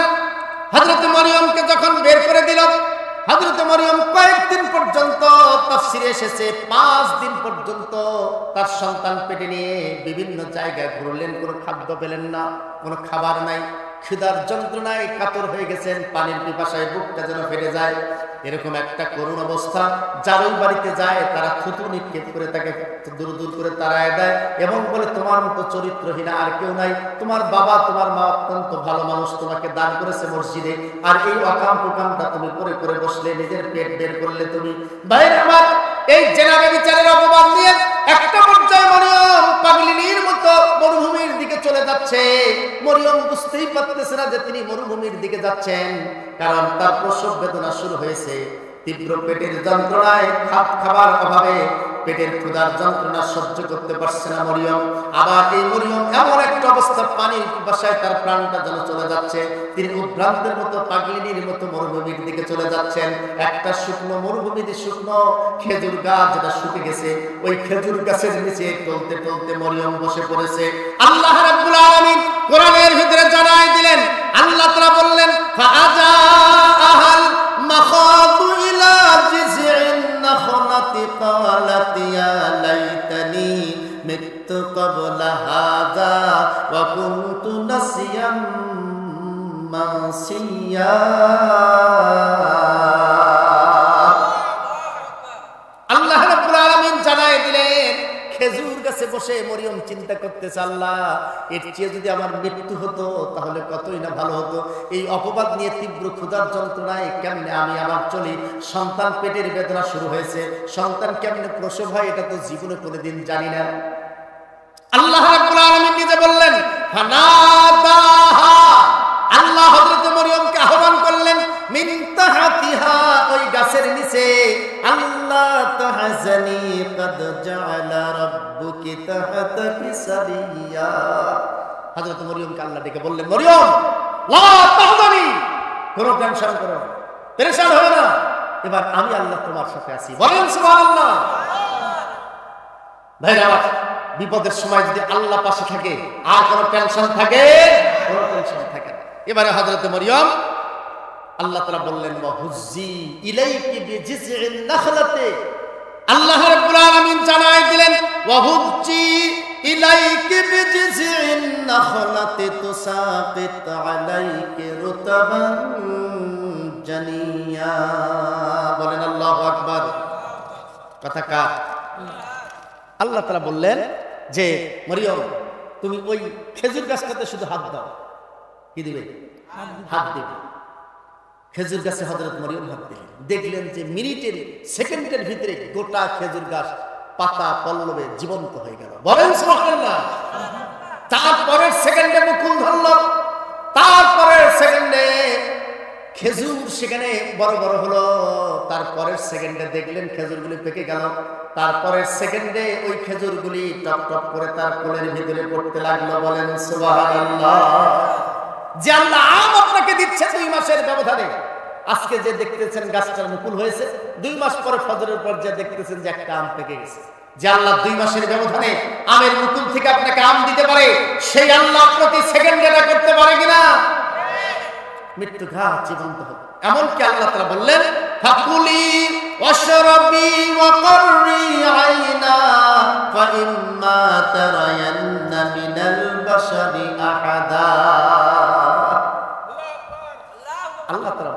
কুলি, মরিয়ম এই খেজুর খাও। ওয়াশরাবি, পাশের পাথরটাতে আঙ্গুল লাগায় দাও, দেখবা যে পানির ফোয়ারা বের হয়ে আসবে, পানির ফোয়ারা বের হবে। তিনি খেজুর খাইলেন, পানি খাইলেন, পরে তৃপ্ত হলো, সন্তানও প্রসব হয়ে গেল এর মাঝে। বলেন সুবহানাল্লাহ। সন্তান প্রসব, হযরত মরিয়ম সন্তানের মুখের দিকে তাকালেন। হযরত ঈসা জন্ম নিয়েছে, চাঁদের মতো সুন্দর সন্তান, ফুটফুটে এই বাচ্চা, এটার মুখের দিকে তাকায় থাকতে থাকতে সব বেদনা ভুলে গেলেন। আজকে মা সন্তান প্রসব করে, আপনাকে আমাকে মা প্রসব করেছে, করে নাই? কি করেছে কিনা? মায়ের প্রসব বেদনা, আরে চিন্তা করতে পারবেন না। কোন পুরুষ মানুষকে যদি আল্লাহ তাআলা সন্তান ধারণের ক্ষমতা দিত, কোন মানুষ পৃথিবীতে জন্ম নিতে পারত না। পেটের ভিতরে পুরুষটা রাগের ঠেলায় মেরে ফেলত। মা উঠতে পারে না, বসতে পারে না, পায়ের যে লাঠি, এবং প্রসব বেদনার আগে জীবনটা চলে যাবে। আপন স্বামীকেও বলে, স্বামী মনে হয় আমি আর বাঁচব না, ভুল ত্রুটি আবার মাফ করে দাও। কি কঠিন অবস্থা তাদের। মায়ের মর্যাদা কয় গুণ বাড়ায় দিয়েছেন আল্লাহ? 3 গুণ। কেন ভাইজান? 4 গুণ দিলে কি সমস্যা ছিল? 2 গুণ হলে কি সমস্যা ছিল? কয় গুণ? 3 গুণ কেন দিয়েছেন? 3 গুণ। 3টি কারণ। কয়টা কারণ? আরো জোরে বলেন, আরো জোরে বলেন। 1 নম্বর কারণ, মায়েরা ভালো করে শুনে নেন। প্রথম কারণটা হলো, মা সন্তান গর্ভে ধারণ করেন 10 মাস পর্যন্ত সন্তানকে একটা জীবন্ত মানুষ আর একটা জীবন্ত মানুষের লাথি গুতা খেয়ে এই সন্তানটাকে পেটে তার সমস্ত শরীরের রক্ত দিয়ে তৈরি করে। আমাদের প্রত্যেকটি অঙ্গ প্রত্যঙ্গ মায়ের রক্ত দিয়ে তৈরি করা। আজকে যে আঙ্গুলটা উঁচু করে আপনি মায়ের দিকে আঙ্গুল তুলে কথা বলেন, ওই আঙ্গুলটা আপনার না, আপনার মায়ের রক্তের দেয়া আঙ্গুল। আপনি যে চোখ বড় বড় করে মায়ের সামনে কথা বলেন, মিয়া সেই চোখটা আপনার নয়, আপনার মায়ের রক্তের দেয়া চোখ। আপনি আজকে নিজেকে এত বড় চাকরিজীবী, বুদ্ধিজীবী, এত বড় রাজনীতিবিদ, এত বড় অফিসার ভাবেন। আপনি কি চিন্তা করেছেন আপনার এই বিবেকটা, আপনার ওই মগজটা আল্লাহ তাআলা মায়ের রক্ত দিয়ে বানায় দিয়েছে? আপনি যে মুখ দিয়ে আজকে মাকে গালিগালাজ করছেন, আপনার ওই মুখটা আল্লাহ তাআলা মায়ের রক্ত দিয়ে বানায় দিয়েছে। মিয়া কার উপরে খবরদারি করো? তোমার মায়ের রক্ত ছাড়া তোমার একটা অঙ্গ প্রত্যঙ্গ হয় নাই। যে মায়ের রক্ত দিয়ে এই শরীর তৈরি করলো, সেই মায়ের উপরে চোখ রাঙাও, সেই মাকে গালিগালাজ করো, সেই মাকে বিরক্তির কারণ মনে করো। এটা শরীয়তে কবিরা গুনাহ, এটা জায়েজ নাই, হারাম একজন সন্তানের জন্য। এই 10 মাস পর্যন্ত মা আপনাকে আমাকে গর্ভে ধারণ করেছেন, যার কারণে 10 মাস পর্যন্ত কোন পুরুষ মানুষ যদি নফল ইবাদত করে এবং দান সদকা করে, তাহলে যে সওয়াব হবে, আল্লাহ 10 মাস পর্যন্ত একটা সন্তান গর্ভে ধারণ করলে ওই মায়ের আমলনামায় সেই পরিমাণ সওয়াব লিখে দেবেন। এই জন্য মায়ের 1 গুণ মর্যাদা বাড়ায় দিয়েছেন। বলেন সুবহানাল্লাহ। 2 গুণ মর্যাদা বাড়ানোর পিছনে কারণ হলো, আপনি আমি যখন মায়ের পেট থেকে বের হই, ভাইরা একটা কথা চিন্তা করেন, আমাদের পা গুলি থাকে যতক্ষণ পর্যন্ত মায়ের গর্ভের যদি নিচের দিকে পা থাকে, ডাক্তার বলে যে সন্তানটা পজিশনে নাই, এটা শারীরিকভাবে ইস্যু হবে না। আর যদি সন্তানের পা গুলি মায়ের বুকের দিকে থাকে, বুকের ভিতরে বুকের ভিতরে সন্তান পা দিয়ে লাথি মারবে, চারা দেবে, তারপরে মাথাটা মায়ের বের হয়ে সন্তানের বের হয়ে আসবে। ভাইরা আমার, এইটাকে স্বাভাবিক ইস্যু বলে। যদি সন্তানটা পজিশনে না থাকে, তাহলে পেটটা কেটে মা এবং সন্তানের যে নাভির কানেকশন আছে, যে নাভি দিয়ে রক্ত প্রবাহিত হয়ে আল্লাহ তাআলা আমাদের শরীরটা গঠন করেছিলেন, ওই নাভিটার রগগুলি কেটে দিয়ে সন্তানটাকে বের করতে হয়। মা রক্তাক্ত হয়ে যায়। জীবন্ত মানুষের রগ কাটা, এটার চেয়ে কষ্টকর আর কোনো জীবন বস্তু নাই। আপনার সামান্য একটু জায়গা কাটা গেলে আপনি তার যন্ত্রণায় বাঁচেন না। আর নাভির সঙ্গে এতগুলি নাভ, 360টি রগকে কেটে দিতে হয়। এটা মায়ের জন্য জীবনের সবচেয়ে বড় ঝুঁকিপূর্ণ একটি কষ্টের কাজ। অথবা এই সন্তানটা লাথি মেরে মেরে মায়ের সেই 360টি জয়েন্টের যে রগগুলি আছে, এগুলি ছিঁড়ে তাকে পৃথিবীতে আসতে হয়। মা রক্তাক্ত হয়ে যায় জিহাদের ময়দানে। একজন পুরুষ মানুষ জিহাদের ময়দানে গিয়ে বাতিলের তরবারির আঘাতে, গুলির আঘাতে, বুলেটের আঘাতে যেভাবে রক্তাক্ত হয়, মা প্রত্যেকটি সন্তানের জন্মের সময়ে এভাবে রক্তাক্ত হয়ে যায়। আল্লাহ নবী বললেন, মায়ের 2 গুণ মর্যাদা আল্লাহ বাড়ায় দিয়েছেন। এই কারণে একটা পুরুষ মানুষ জিহাদের ময়দানে গিয়ে যে সওয়াব অর্জন হবে, মা একটা সন্তান প্রসব করে যে রক্তাক্ত হয়, মায়ের আমলনামায় আল্লাহ তাআলা সেই শহীদের সওয়াব দিয়ে দেবেন। বলেন সুবহানাল্লাহ। মায়ের 3 গুণ মর্যাদা আল্লাহ বাড়ায় দিয়েছেন। কারণটা হলো, এই মা 3 গুণ মর্যাদা বাড়ার পেছনে কারণ, মা আপনাকে আমাকে দুধ পান করাইছে ভাইজান, আপনি যদি আজকে হিসাব করেন একটা সন্তান একটা মায়ের জন্য 1 থেকে 2.5 কেজি পর্যন্ত 24 ঘন্টায় দুধ পান করে। 1 থেকে আরো জোরে বলেন 2.5 কেজি। আচ্ছা ভাইজান 1 কেজি করে ধরেন, সর্বনিম্ন যেটা, যদি দিনে 1 কেজি হয় মাসে কয় কেজি? বছরে কত কেজি? 365 কেজি। 365 কেজিতে কত মন হয়? 100 কেজিতে কত মন? 2.5 মন। 200 কেজিতে, হ্যাঁ 300 কেজিতে 7.5 মন। আবার 65 কেজি আছে। বলেন এখন আপনি কি আপনার জীবনে মা বছরে 8 থেকে 10 মনের মতো দুধ পান করাইছে? মায়ের এই শরীরের সমস্ত নির্যাস, সমস্ত ভিটামিন, সমস্ত আয়রন, সমস্ত ক্যালসিয়াম আপনার জন্য মনের পর মন উজাড় করে দিয়ে আপনাকে মানুষ করাইছে। আপনি এই পৃথিবীতে আরেকটা লোক দেখান যে লোকটা 100টা ভিটামিন আপনাকে দিয়েছে, ক্যালসিয়াম দিয়েছে, আয়রন দিয়েছে, একটা লোক পৃথিবীতে পাবেন না আপনি, শুধু একমাত্র মা ছাড়া। মা তার জীবনের সমস্ত ত্যাগ এবং কোরবানি, সমস্ত ভিটামিন, আয়রন, ক্যালসিয়াম আপনার জন্য উজাড় করে দিয়েছে, আমার জন্য উজাড় করে দিয়েছে। আজকে আপনি বড় হয়েছেন, সেই মাকেই তো চেনেন না গো। কি এটা? ওই মাকেই আপনি চিনতেছেন। আহারে, অথচ এই মা না হলে আপনার এই শরীরের অবস্থা হতো না। এজন্য আল্লাহ তাআলা ওই মায়ের 3 গুণ মর্যাদা বাড়ায় দিয়েছেন। বলেন সুবহানাল্লাহ। তাই বল 3 গুণ। একজন পুরুষ মানুষ, একজন মা তার সন্তানকে দুধ পান করানোর জন্য যতগুলি দুধ পান করাবে, একজন পুরুষ মানুষ যদি সেই পরিমাণ সম্পদ দান করে তাহলে যে সওয়াব হবে আল্লাহ তাআলা ওই মায়ের আমলনামায় সেই সওয়াব দিয়ে দেবেন। বলেন সুবহানাল্লাহ। মায়ের মর্যাদা কয় গুণ বৃদ্ধি? মায়ের আমার, মায়ের এত কষ্ট, সমস্ত ত্যাগ এবং কুরবানি, যখন তার কোল জুড়ে একটা সন্তান চলে আসে, সন্তানের মুখের দিকে মায়ের যখন চোখ পড়ে, মায়ের মনটা এত মায়াবী, এত দরদি, এত মমতাময়ী, সন্তানের মুখের দিকে তাকালে মায়ের অতীতের সমস্ত কষ্টগুলি ভুলে যায়। হযরত মরিয়ম, ভালো করে খেয়াল করেন, হযরত মরিয়ম সেই দিন তার সন্তানের মুখের দিকে তাকায়, ঈসার মুখের দিকে তাকায় তার অতীতের সমস্ত কষ্ট যেন ভুলে গেলেন। সন্তানের মায়ায়, সন্তানের মহাব্বতে হযরত মরিয়ম পরে এই সন্তানকে কোলে নিয়ে আদর করতেছিলেন। আল্লাহ রাব্বুল আলামিন হযরত মরিয়মকে বললেন, মরিয়ম, সন্তানকে তুমি আদর করতেছো, এবারে এই সন্তান কোলে নিয়ে আবার বাইতুল মুকাদ্দাসে তুমি চলে যাও। হযরত মরিয়ম আল্লাহর এই নির্দেশ শুনে অবাক হয়ে গেলেন। বললেন, আল্লাহ, আমি যদি এই সন্তান নিয়ে বাইতুল মুকাদ্দাসে যাই তারা আমাকেও মারবে, আমার নিষ্পাপ সন্তানটাকেও তারা মেরে ফেলবে, কারণ তারা জানতে চাবে এই সন্তানের বাবাকে। আমি কিন্তু বলতে পারবো না। আল্লাহ রাব্বুল আলামিন জানাই দিলেন, মরিয়ম, তারপরেও তোমাকে যেতে হবে। সন্তান যদি তোমার মারা যায়, তুমিও যদি মারা যাও, তারপর বাইতুল মুকাদ্দাসের দিকে চলে যাও। আল্লাহ তাআলা একটা পরামর্শ দিলেন, যে পরামর্শের কথা আল্লাহ তাআলা কোরআনে জানাই দিলেন। আল্লাহ বললেন, ফাকুলি ইন্নী নাযারতু লির-রাহমানি সাওমা ফালান উকাল্লিমাল ইয়াওমা ইনসিয়া। বলেন আল্লাহু আকবার। ভাইরা আমার, কথা কার? আরো জোরে বলেন কার?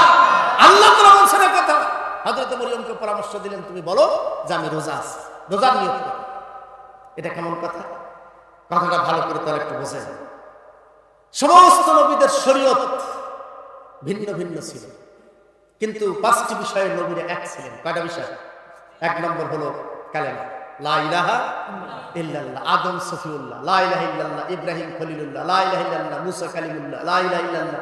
ঈসা রুহুল্লাহ, লা ইলাহা ইল্লাল্লাহ। মুহাম্মাদুর রাসূলুল্লাহ। আরো জোরে বলেন, মুহাম্মাদুর রাসূলুল্লাহ। তার মানে কালেমা এক ছিল, লা ইলাহা ইল্লাল্লাহ এক ছিল। 2 নম্বরে সব নবীর উপরে নামাজ ফরজ ছিল, কিন্তু নামাজের পদ্ধতিটা ভিন্ন ভিন্ন ছিল, এক একজনের কাছে এক এক রকম ছিল। 3 নম্বর হলো সব নবীর উপরে রোজা ফরজ ছিল, কিন্তু রোজার পদ্ধতিটা ভিন্ন ছিল। আমাদের রোজা হচ্ছে কয় মাস? আর একটু আসতে বলেন ভাইজান। 1 মাস। আমাদের আগের নবী ঈসার রোজা সালাসাতা আইয়ামিন ইল্লা রামজান, 3 দিন। কয়দিন রোজা? এই 3 দিনে মুখ দিয়ে কোনো কিছু খেতেও পারবে না, মুখ দিয়ে কথাও বলতে পারবে না, মুখ দিয়ে যা বলবে সব আল্লাহ প্রশংসা, আল্লাহ তাসবিহ, কথা বলতে পারবে না। খাইলেও যেমন রোজা ভেঙে যাবে, মুখ দিয়ে কথা বললেও রোজা ভেঙে যাবে। এই জন্য হযরত মরিয়মকে পরামর্শ দিলেন আল্লাহ তাআলা রোজার নিয়ত করে। তার আগের নবী হযরত দাউদ, তার রোজা ছিল 6 মাস রোজা, 6 মাস খাওয়া। হযরত আদম আলাইহিস সালামের রোজা ছিল 3 দিন, যেটাকে আইয়াম বীজের রোজা বলা হয়। তার মানে রোজা ফরজ ছিল সব নবীর উপরে, কিন্তু পদ্ধতিটা ভিন্ন ছিল। যেমন চুরি, আমরা চোর ধরা পড়লে আমাদের শরীয়ত হলো হাত কেটে দেওয়া, তাই না? হযরতে ইউসুফ নবীর শরীয়ত হলো যদি চোর ধরা পড়ে, যার মাল চুরি করবে তার বাড়িতে আজীবন পর্যন্ত গোলাম থাকতে হবে, আর কোনো কোথাও যেতে হবে না, গোলামি করবে আর চুরি করা লাগবে। তার আগের নবী হযরত ইয়াকুবের শরীয়ত ছিল যদি চোরের মাল ধরা পড়ে তার দ্বিগুণ ফেরত দিতে হবে। 1 টাকা চুরি করলে 2 টাকা, 1 লাখ চুরি করলে 2 লাখ, 1 কোটি চুরি করলে 2 কোটি, বাপের সব জায়গা জমি বেঁচে দিলেও হবে। ঠিক কিনা? তার শরীয়তটা ভিন্ন ভিন্ন ছিল। হযরতে মরিয়ম রোজার নিয়ত করলেন, রোজার নিয়ত করে সন্তান কোলে নিয়ে আল্লাহ নির্দেশের কাছে আত্মসমর্পণ করে আবার বাইতুল মুকাদ্দাসে চলে আসলেন। সব লোক তাকে ঘিরে ধরল। আল্লাহ তাআলা কোরআনে বলছেন, সবাই এসে জিজ্ঞেস করতেছিল মরিয়মের সন্তান কার? ফাআশারাত ইলাইহি ক্বালু কাইফা নুকাল্লিমু মান কানা ফিল মাহদি সাবিয়্যা। হযরতে মরিয়ম ফাআশারাত ইলাইহি সন্তানের দিকে আঙ্গুল ইশারা করে দেখায় দিতেন, আমাকে তোমরা জিজ্ঞেস করো না, আমার সন্তানটাকে জিজ্ঞেস করো। ক্বালু, তারা বলতো কাইফা নুকাল্লিমু, কেমনে কথা বলবে, মান কানা ফিল মাহদি সাবিয়্যা, একদিনের কোলের সন্তান কেমনে কথা বলে? মরিয়ম, এটা তুমি কি বলো? ভাইরা আমার, 1-2 করে শত শত লোক চতুর্দিক থেকে জমায়েত হয়ে গেছে। সব লোক যখন জমায়েত হয়ে গেল, সেই সময়ে হযরত মরিয়মের কোলের ভিতরে হযরত ঈসা দাঁড়ায় গেলেন। একটা তার ডান হাতের তালুর উপরে দাঁড়ায় গেলেন হযরত ঈসা। হযরত ঈসা একদিনের সন্তান শাহাদাত আঙ্গুল উঁচু করে জাতির উদ্দেশ্যে একটা ভাষণ দিয়েছিলেন, যে ভাষণটা আল্লাহ তাআলা কোরআনের ভিতরে সংরক্ষণ করেছে। বলেন সুবহানাল্লাহ। কি দিয়েছেন? ভাষণ। কয় দিনের সন্তান? আরো জোরে বলেন, কয় দিনের? 1 দিনের সন্তান ভাষণ দিয়েছে। কি ভাষণ দিয়েছে? আল্লাহ বললেন, ক্বালা ইন্নী আবদুল্লাহ আতানিয়াল কিতাবা ওয়া জাআলানি নাবিয়্যা ওয়া বাররাম বিওয়ালিদাতি ওয়া লাম ইয়াজআলনি জাব্বারান শাকিয়্যা। বলেন আল্লাহু আকবার। আল্লাহ রাব্বুল আলামিন জানায় দিলেন, হযরত ঈসা সেদিন বললেন, ক্বালা ইন্নী আবদুল্লাহ, আমি হলাম আল্লাহর গোলাম, আল্লাহর বান্দা। আতানিয়াল কিতাব ওয়া জাআলানি নাবিয়্যা, আল্লাহ তাআলা আমাকে কিতাব দিয়ে দুনিয়াতে পাঠিয়ে দেবেন, আমাকে নবী করে পাঠিয়ে দেবেন। ওয়া বাররাম বিওয়ালিদাতি, তার মায়ের চরিত্রের পবিত্রতা তিনি ঘোষণা করলেন। বলেন সুবহানাল্লাহ। ভাইরা আমার, সেই দিন থেকে হযরতে ঈসা আলাইহিস সালাম আমাদের দেশে একজন প্রয়াত আলেমে দ্বীন, যার জনপ্রিয়তা গোটা পৃথিবীতে আছে না নাই, যার কণ্ঠের আওয়াজে হাজার হাজার শত শত মুসলমান হয়েছে। পৃথিবীর এমন কোন রাষ্ট্র নাই যার কণ্ঠের আওয়াজ বাজে নাই। বাংলাদেশের টেকনাফ থেকে তেতুলিয়া, রূপসা থেকে পাথুরিয়া পর্যন্ত এমন কোন গ্রামগঞ্জ, শহর, নগর, বন্দর পাওয়া যাবে না যার কণ্ঠের আওয়াজ বাজে নাই। বাংলাদেশের এমন কোন যুবকের, যুবতীর মোবাইল পাওয়া যাবে না যার কণ্ঠের আওয়াজ নাই। ঠিক কিনা বলেন? কি নাম? ভাইরা না, বুঝতেই পারতেছেন, আল্লামা সাঈদীর কণ্ঠের আওয়াজ এখন পর্যন্ত মোবাইলগুলোতে বাজে। আল্লাহ তাআলা তাকে সম্মান দিয়েছেন গো, কঠিন সম্মান দিয়েছেন। এটা কথা বলে যাই ভাইজান, এর ফাঁকে বলবো, খারাপ লাগতেছে? আরে, আমাকে একজন বলেন যে স্যার, আমার এক অত্যন্ত কলিগ, আন্তরিক মানুষ, সরকারি দপ্তর, বেচারা বলছেন যে স্যার আমাকে একটা প্রশ্নের জবাব দেন তো। যে কি প্রশ্ন? যে আল্লাহ তাআলা বলছেন, কুলিল্লাহুম্মা মালিকাল মুলকি তুতিল মুলকা মান তাশা। আল্লাহ যাকে ইচ্ছা রাষ্ট্রীয় ক্ষমতা দেন, যাকে ইচ্ছা রাষ্ট্রীয় ক্ষমতা থেকে আল্লাহ তাআলা নামায় দেন। তো আমরা রাষ্ট্রীয় ক্ষমতায় আছি, আপনারা আন্দোলন করে আমাদেরকে নামাতে চাচ্ছেন কেন? কি ঠিক না? এই কথাটা এটা বাস্তব কথা বলছে, যে কোরআনে এটা আছে, আমরা রাষ্ট্রীয় ক্ষমতায় আছি, তো আপনারা আমাদেরকে টেনে হেসে নামাতে চাচ্ছেন কেন? এটা কোন কোরআনে চাইছে? এটা হচ্ছে তার প্রশ্ন। ভাই জানেন, বলেন তো এই প্রশ্নটা সাধারণ মানুষের যদি করে সহজ উত্তর দিতে পারবে? এটা একটা জটিল প্রশ্ন। এই আয়াতটা যাদের ভালোভাবে তাফসীর করা থাকবে না, তিনি কিন্তু এটার জবাব আসলে দিতে পারবেন না। আমি ওনাকে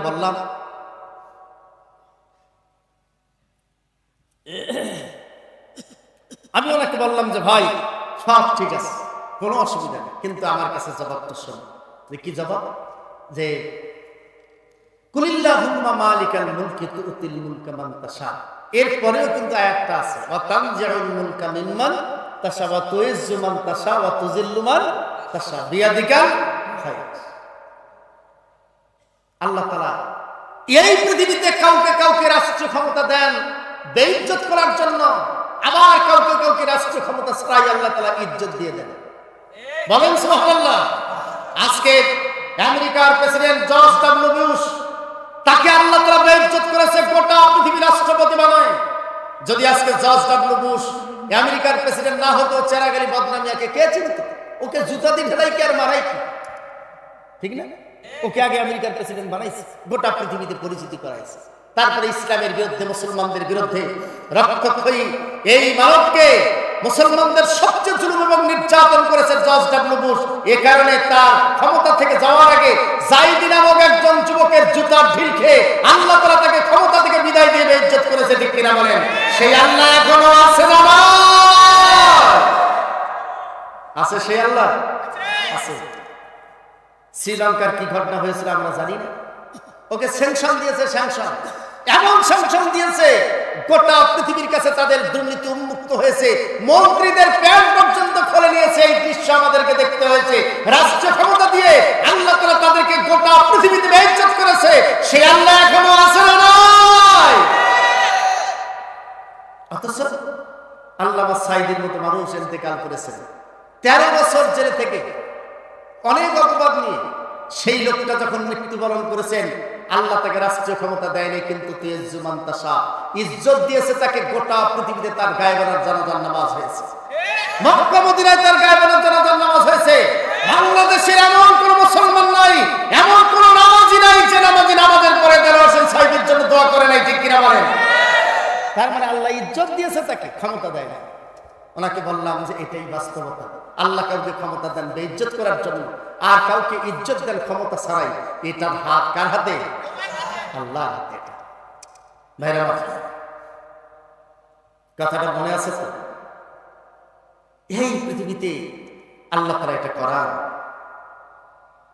হযরত ঈসা আলাইহিস সালাম সবচেয়ে বড় জনপ্রিয় হয়ে উঠল, 33 বছর পর্যন্ত চলে গেল।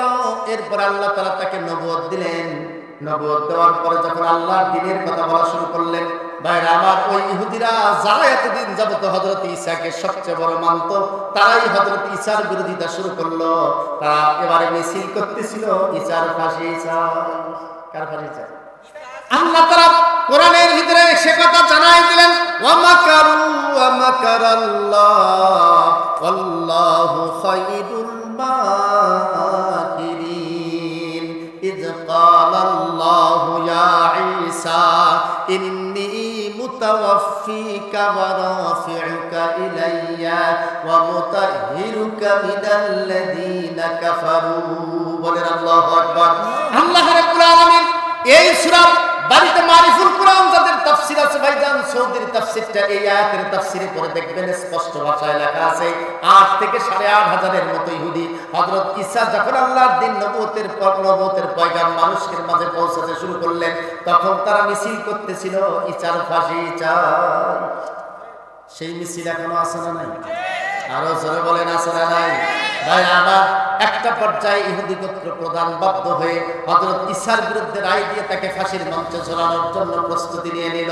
ফাঁসির দিনক্ষণ শুরু হয়ে গেল, ফাঁসির মঞ্চ তৈরি হয়ে গেল। ফাঁসির মঞ্চ তৈরি হয়েছে। ফাঁসির দিনে ইহুদি গোত্রপতি সহ তার কর্মী বাহিনী নিয়ে কারাগারের ভিতরে চলে গেল। ইহুদি গোত্র প্রধান বলল, তোমরা এখানে দাঁড়াও, আমি ভিতরে দেখে আসি সব ঠিকঠাক আছে কিনা।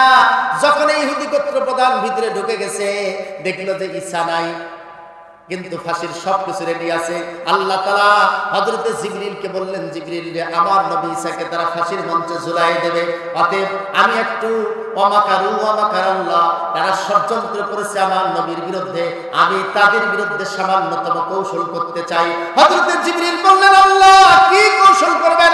আল্লাহ বললেন, আমার নবী হযরত ঈসাকে ওই কারাগার থেকে কারাগারের ছাদ ফাটায় তুমি নিয়ে আসো, চতুর্থ আসমানে তাকে নিয়ে দাও। ইন্নী মুতাওয়াফিকা ওয়া রাফিউকা ইলাইয়া, আল্লাহ বললেন ইন্নী মুতাওয়াফিকা ওয়া রাফিউকা, তুমি তাকে উত্তোলন করে নিয়ে এসো, চতুর্থ আসমানে তাকে রেখে দাও। হযরতে জিবরিল এসে কারাগারের ছাদকে ফাটায়, হযরতে জিবরিল এসে কারাগারের ছাদকে ফাটায়, হযরত ঈসাকে কারাগার থেকে চতুর্থ আসমানে নিয়ে গেলেন। বলেন সুবহানাল্লাহ। বাইরে আমার এবারে গোত্র প্রধান ভিতরে ঢুকেছে, সব ঠিক আছে, ঈসা নাই।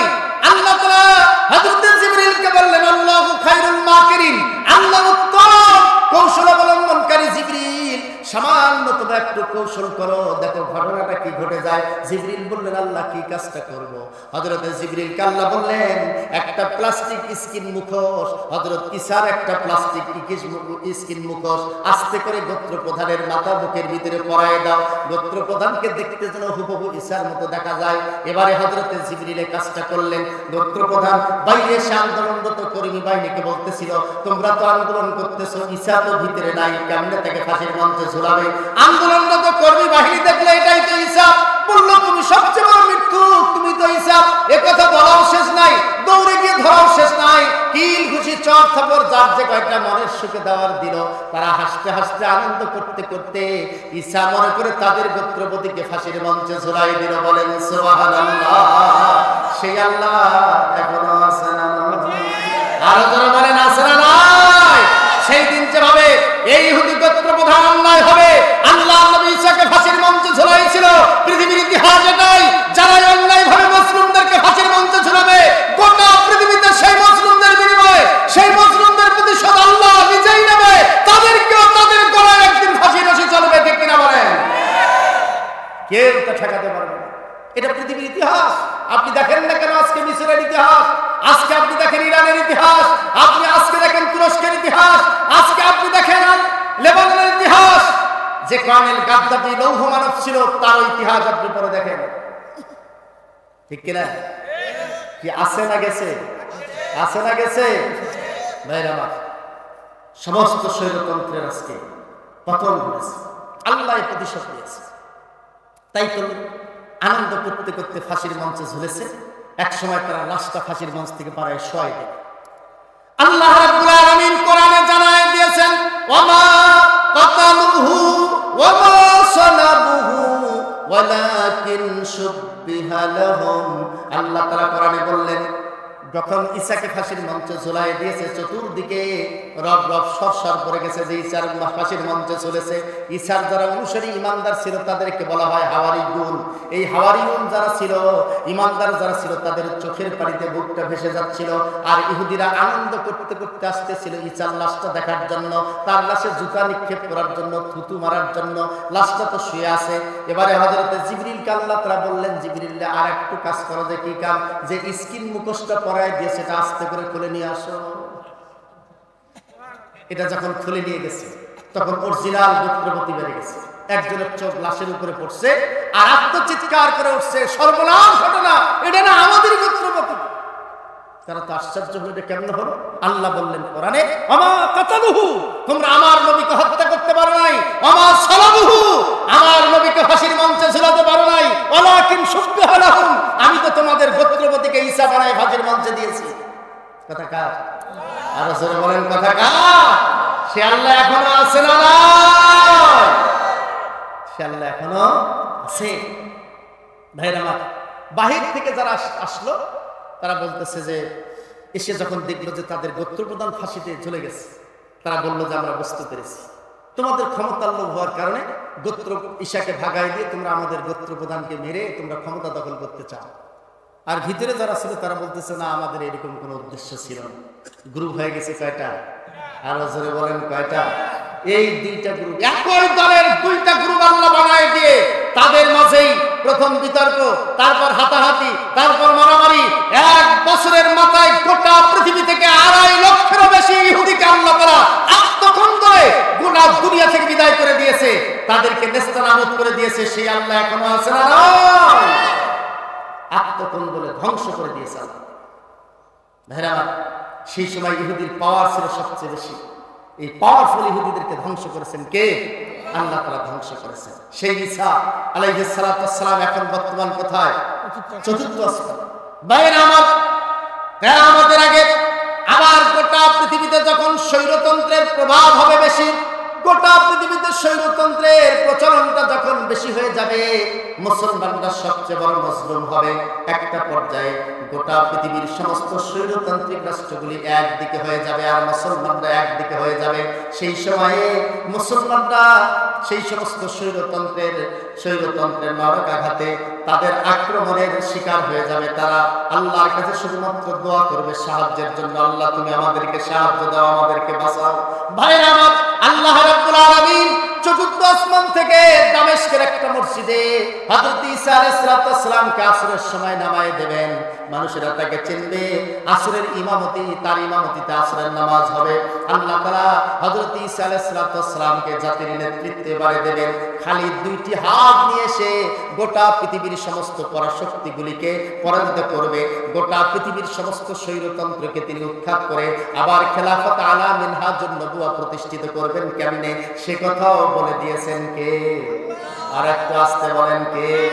আল্লাহ রাব্বুল আলামিন কোরআনে জানায় দিলেন, আন্নী আখলুকু লাকুম মিনাত তিনি কাহাইয়াতিত তাইরি ফাআনফুখু ফীহি ফায়াকুনু তায়রাম বিইذনিল্লাহ ওয়া উবরিউল আকমাহা ওয়াল আবরাসা ওয়া উহয়িল মাউতা বিইذনিল্লাহ। বলেন আল্লাহু আকবার। আল্লাহ রাব্বুল আলামিন জানায় দিলেন দুনিয়ার মানুষেরা হযরত ঈসা আলাইহিস সালামকে আল্লাহ তাআলা হাতের ভিতর দুইটি ম্যাগনেট পাওয়ার দিয়ে দেবেন। গোটা পৃথিবীতে যত শক্তিশালী চুম্বক থাকবে, ম্যাগনেট পাওয়ার থাকবে, একটা হাতের ভিতরে হযরত ঈসার একটা হাতের ভিতরে আল্লাহ তাআলা সেই ম্যাগনেট পাওয়ার দেবেন, চুম্বক শক্তি দিয়ে দেবেন।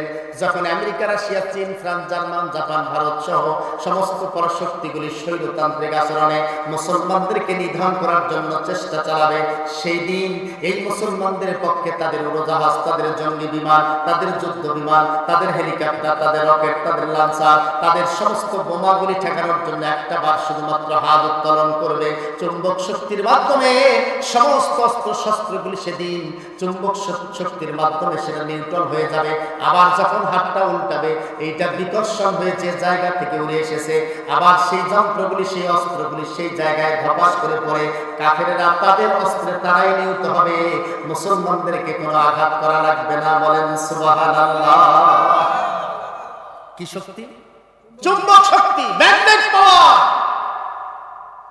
ভাইরা আমার, একটা তথ্য দিতে চাই, সেটা হলো পৃথিবীর অন্যতম বিজ্ঞানাগার নাসা, আমেরিকার নাসা বিজ্ঞান, তারা চুম্বক শক্তি ব্যবহার করে। আজকে মধ্যাকর্ষণ শক্তিতে একটা রকেট খারাপ হয়ে গেছে, কি করে? চুম্বক শক্তি দিয়ে এখানে নাট ঘুরালে ওটা ঘুরে যায়। কি দিয়ে? চুম্বক শক্তি।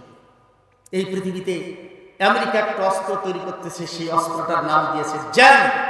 কি নাম দিয়েছে? জ্যাম। চুম্বক শক্তির মাধ্যমে ম্যাগনেট পাওয়ার ব্যবহার করে। দেখেন না, আমেরিকার ইসরায়েল ইহুদিরা চতুর্দিকে এমন একটা ম্যাগনেট পাওয়ার তৈরি করেছিল যে কোনো কিছু ওখানে ঢুকতে পারে না, কিন্তু এবারে সেটা ভেঙে ফেলছে। ড্যাম যেটাকে বলা হচ্ছে। ভালো করে বোঝেন একটা কথা, পৃথিবীতে এক সময় ছিল জোর যা মূল্য, ব্লাড ফর ব্লাড, এটা ছিল এক সময়। তারপরে বললো যে না, জোর যার মূল্য করে এটা দিয়ে হবে না। জ্ঞানের যে যত বেশি এগিয়ে থাকবে, সেই রাষ্ট্র তত বেশি উন্নত হবে। মানুষ জ্ঞানের চর্চা শুরু করলো। সেই সময় কর্দোবা তৈরি হলো, সেই সময় বাগদাদ নগরী তৈরি হলো। ইসলামের সমস্ত ফিকহ কিতাবগুলো সেই সময় লেখা হলো। জ্ঞান ও বিজ্ঞানে মানুষ এগিয়ে গেল, জ্ঞানে এগিয়ে গেল। এটার এক সময় চর্চা যখন শেষ হয়ে গেল, তখন মানুষ মনে করলো যে এটা দিয়ে হবে না, কি লাগবে? বিজ্ঞান। তখন বিজ্ঞানের চর্চা শুরু হয়ে গেল। মানুষ তখন বিজ্ঞান আবিষ্কার শুরু করলো। এই যে ফিজিক্স, বায়োলজি, যত বিজ্ঞান আছে এগুলি সেই সময় রচিত হয়ে গেল। বিজ্ঞানে মানুষ এগিয়ে গেল। বিজ্ঞানের এক সময় জয়যাত্রা শেষ হয়ে গেল। মানুষ বললো যে এখন আর এটা দিয়ে সম্ভব নয়, এখন কি তথ্য প্রযুক্তি দিয়ে যে এগিয়ে যাবে, সে তত বেশি এগিয়ে যাবে। যার কারণে তথ্য প্রযুক্তি গবেষণা শুরু করলো। মানুষ সেই সময় কম্পিউটার বানালো, মোবাইল বানালো, রোবট বানালো, তারপরে মানুষ আল্ট্রাসোনোগ্রাম মেশিন বানালো, নানান কিছু বানালো। মানুষ তথ্য প্রযুক্তির সমস্ত জ্ঞান এটা মানুষের হাতে আল্লাহ দিলেন। গুগল তৈরি করলো, আপনি এখান থেকে যেখানেই যান গুগলে সার্চ দিলে সবকিছু দেখায়, আছে না নাই? এই তথ্য প্রযুক্তি আল্লাহ তাআলা দিলেন। এরপরে এখন বর্তমান যেটা আমেরিকার নাসা বিজ্ঞানী চিন্তা করছেন যে সবচেয়ে বেশি যারা ম্যাগনেট পাওয়ার চুম্বক শক্তিতে এগিয়ে থাকবে পৃথিবীতে, তারাই একসময় সবচেয়ে বড় শক্তিশালী হবে। কারণ তারা এমন একটা চুম্বক শক্তি আবিষ্কার করতে চাচ্ছে যে চুম্বকটা এখানে বসালে মাইক চলবে না, অচল হয়ে যাবে, মোবাইল চলবে না, অচল হয়ে যাবে, ওই যে জ্যাম হয়ে যাবে সব, কোনো গুলি বের হবে না অস্ত্র থেকে, বোম ফুটবে না, স্ট্যান্ডগান চলবে না, কোনো লৌহ জাতীয় পদার্থ চলবে না, এইটা জ্যাম বলা হচ্ছে। তারা এই চুম্বক শক্তি তৈরি করে বসাবে রাডারের মতো, এটা এমন বেশি জ্যাম যে কোনোটাই আর কাজ করবে না, সব অকেজ। একটা দেশে বসাবে, ওই দেশের সমস্ত অস্ত্র শস্ত্র অকেজ, কোনো লাভ হবে তাহলে? ফুটাতেই পারবে না, বেরই করতে পারবে না, জ্যাম হয়ে যাবে। এটা হচ্ছে চুম্বক শক্তি। এই চুম্বক শক্তি গোটা পৃথিবীতে সর্বশেষ থাকবে। ভাইরা আমার, আল্লাহ তাআলা এই চুম্বক শক্তি গোটা পৃথিবীতে যত বেশি ম্যাগনেট পাওয়ার হযরত ঈসার একটা হাতে সেই চুম্বক শক্তি ম্যাগনেট পাওয়ার দেবেন। বাতিলদের সমস্ত অস্ত্র শস্ত্র আসবে, জঙ্গি বিমান যুদ্ধ বিমান আসবে, হাতটা উত্তোলন করলে সব ওখানে নিউট্রাল হয়ে যাবে, হাত উল্টাবে সব বিকর্ষণ হয়ে ফিরে যাবে। একটা বড় লোহা আর একটা ছোট্ট লোহা, চুম্বকের লোহাটা যদি বড় হয় আর এমনি লোহা যদি ছোট হয় তাহলে ওই টানবে কিনা? টানবে না, টেনে নেবে, চুম্বকের সাহায্যে টেনে নেবে। আবার যদি উল্টায় দেওয়া যায় আর ঠেলে দেওয়া যায়, বিকর্ষণ করে ওটা আবার ঠেলতে থাকবে, ঠিক কিনা বলেন? ভাইরা আল্লাহ তাআলা বললেন উবরিউল আকমাহা ওয়াল আবরাসা, এমন চুম্বক শক্তি দেওয়া হবে যে চুম্বক শক্তিতে কোনো জন্মানদের চোখের ভিতরে একবার হাতটা উত্তোলন করলে তার চোখের সমস্ত জীবাণু ধ্বংস হয়ে চোখটা ভালো হয়ে যাবে। কোন কুষ্ঠরোগীর গায়ে, দাউদলা রোগীর গায়ে যদি হাতটা তিনি নিয়ে যান, ওই চুম্বক শক্তির পাওয়ারের কারণে সেই কুষ্ঠরোগের সমস্ত জীবাণুগুলি ধ্বংস হয়ে কুষ্ঠরোগ ভালো হয়ে যাবে। বলেন সুবহানাল্লাহ। শুধু তাই নয়, আল্লাহ তাআলা হযরত ঈসাকে আরেকটি পাওয়ার দিয়ে দেবেন। সেই পাওয়ারটা হলো আল্লাহ তাআলা নিজে জানায় দিয়েছেন, ওয়া উনাব্বিউকুম বিমা তাআকুলুনা ওয়া মা তাদাখিলুনা ফি বুয়ুতিকুম। আল্লাহ তাআলা বললেন সেই সময় তথ্য প্রযুক্তির যে জ্ঞান, এই জ্ঞান হযরত ঈসাকে আল্লাহ তাআলা দিয়ে দেবেন। ভাইরা আমার, এই তথ্য প্রযুক্তির জ্ঞান হলো মুসলমানদের বিরুদ্ধে সেই সময় আমেরিকার ভিতরে কারা কারা ষড়যন্ত্র করছে, কোন ঘরে বসে হযরত ঈসা দেখতে পারবেন এবং শুনতে পারবেন। ভারতের বিধানসভায় কি কি ষড়যন্ত্র করা হচ্ছে বুঝতে পারবেন, তিনি দেখতে পারবেন। রাশিয়ায় কারা ষড়যন্ত্র করছে তিনি বুঝতে পারবেন এবং দেখতে পারবেন। আল্লাহ তাআলা সেই তথ্য প্রযুক্তির জ্ঞান হযরত ঈসাকে দেবেন। আল্লাহ তাআলা নিজে জানাই দিলেন, ওয়া উনাব্বিউকুম বিমা তাআকুলুনা ওয়া মা তাদাখিরুনা ফি বুয়ুতিকুম। তথ্য প্রযুক্তির জ্ঞান এমন দেবেন, একটা লোক যদি তার সামনে দাঁড়ায়, তার পেটের ভিতরে কি কি খেয়ে এসেছে তিনি বলতে পারেন। তিনি গোটা জিন্দেগি কোন কোন রাস্তা দিয়ে ওই লোকটা হেঁটেছে গুগল ম্যাপের মতো হযরত ঈসা বলতে পারেন। তার জীবনে বাড়িতে কি কি গোপন করে এসেছে সেটাও বলতে পারেন। তার জীবনে কতগুলি মিথ্যা কথা বলেছে সেটাও হযরত ঈসা বলতে পারেন। তার মানে তার তথ্য প্রযুক্তির জ্ঞানটা আল্লাহ তাআলা এত উঁচু মানের তথ্য প্রযুক্তির জ্ঞান দেবেন। এই তথ্য প্রযুক্তির জ্ঞানের মাধ্যমে হযরত ঈসা আলাইহিস সালাম গোটা দুনিয়ায় মুসলমানদের বিরুদ্ধে যারা ষড়যন্ত্র করবে, সমস্ত ষড়যন্ত্র তার রাডারের ভিতরে ধরা পড়ে যাবে। এই ষড়যন্ত্র ধরা পড়ার পরে আল্লাহ তাআলা বললেন, আন্নী আখলুকু লাকুম মিনাত তিনি কাহায়াতিত তাইরি ফাআনফুখু ফীহি ফায়াকুনু তায়রাম বিইযনিল্লাহ। কথা কার? আরো জোরে বলেন কার? আল্লাহ রাব্বুল আলামিন জানায় দিলেন দুনিয়ার মানুষেরা, হযরত ঈসা আলাইহিস সালাম যখন মানুষের ষড়যন্ত্র ধরা পড়ে যাবে, তিনি তার সামনে ছোট্ট ছোট্ট নুড়ি পাথর অথবা ছোট্ট ছোট্ট মাটির ঢিলের ভিতরে শুধু ফু দিবেন। ফু দেওয়ার সাথে সাথে সেটা এবারে স্কার্ট ক্ষেপণাস্ত্র হবে, বোমের মতো হয়ে যাবে, আণবিক বোমার মতো হয়ে যাবে। এই বোম তিনি ছেড়ে দেবেন যে জায়গায় যারা ষড়যন্ত্র করছে সেই বিল্ডিং এ আঘাত করে তারা ওই ষড়যন্ত্র বাস্তবায়নের আগেই সেখানে বিল্ডিং সহ ধসে মারা যাবে, তারা ষড়যন্ত্র বাস্তবায়ন করতে পারবে না। এইভাবে গোটা পৃথিবীতে হযরত ঈসা আলাইহিস সালামের মাধ্যমে আল্লাহ তাআলা বাতিলদেরকে পরাজিত করে মুসলমানদের বিজয় দান করবেন। বলেন সুবহানাল্লাহ। আল্লাহ নবী জানাই দিলেন, সাবাতানে গাজওয়াতানে সাবাতান, দুইটি দলকে আল্লাহ তাআলা বিনা হিসেবে জান্নাত দিয়ে দেবেন। ইসাবাতুন গাজওয়াতুল হিন্দ হিন্দুস্তানের বিরুদ্ধে যুদ্ধ হবে, সেই যুদ্ধে যারা মুসলমানদের পক্ষে থাকবে তাদেরকে আল্লাহ তাআলা বিনা হিসাবে জান্নাত দিয়ে দেবেন।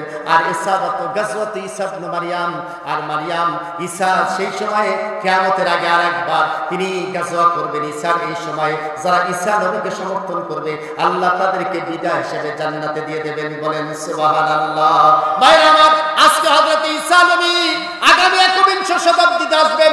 গোটা পৃথিবী পরাজিত হয়ে ৪০ বছর পর্যন্ত খেলাফত মিনহাজুল আলা মিনহাজুন নবুওয়া প্রতিষ্ঠিত হবে। ৪০ বছর যাবত প্রেসিডেন্টের দায়িত্ব তিনি পালন করবেন। এরপরে মদিনায় যাবেন, মদিনায় তিনি ইন্তেকাল করবেন। আল্লাহ রাসূলের পাশেই হযরত ঈসাকে দাফন করা হবে। বলেন সুবহানাল্লাহ। ভাইরা আমার, হযরত ঈসার অনুসারী কারা হবে? কর্মী বাহিনী তারাই হবে। যারা হবে তাদেরকে আল্লাহ তাআলা বিনা হিসেবে জান্নাত দেবেন। এই পৃথিবীতে যারা আল্লাহ তাআলার দ্বীন কায়েমের জন্য অতন্ত্র প্রহরী হিসাবে ওই জেল জুলুম হত্যা সমস্ত নির্যাতন নিষ্পেষণকে উপেক্ষা করে আল্লাহর দ্বীন কায়েমের জন্য ময়দানে টিকে থাকবে, তারা হবে হযরত ঈসার অনুসারী। তাদেরকে আল্লাহ বিনা হিসেবে জান্নাত দেবেন। বিনা হিসেবে জান্নাত পাওয়ার জন্য, ঈসার অনুসারী হওয়ার জন্য এখন থেকে আল্লাহর দ্বীন কায়েমের কাজে আমাদের আত্মনিয়োগ করতে হবে। কারা কারা রাজি আছেন দুহাত তুলে আল্লাহকে দেখাবেন। লিল্লাহি তাকবীর। আল্লাহ তাআলা আমাদেরকে কবুল করুক সবাই, আমিন। ওয়া আখিরু দাওয়ানা আলহামদুলিল্লাহি রাব্বিল আলামিন। আসসালামু আলাইকুম ওয়া রাহমাতুল্লাহ।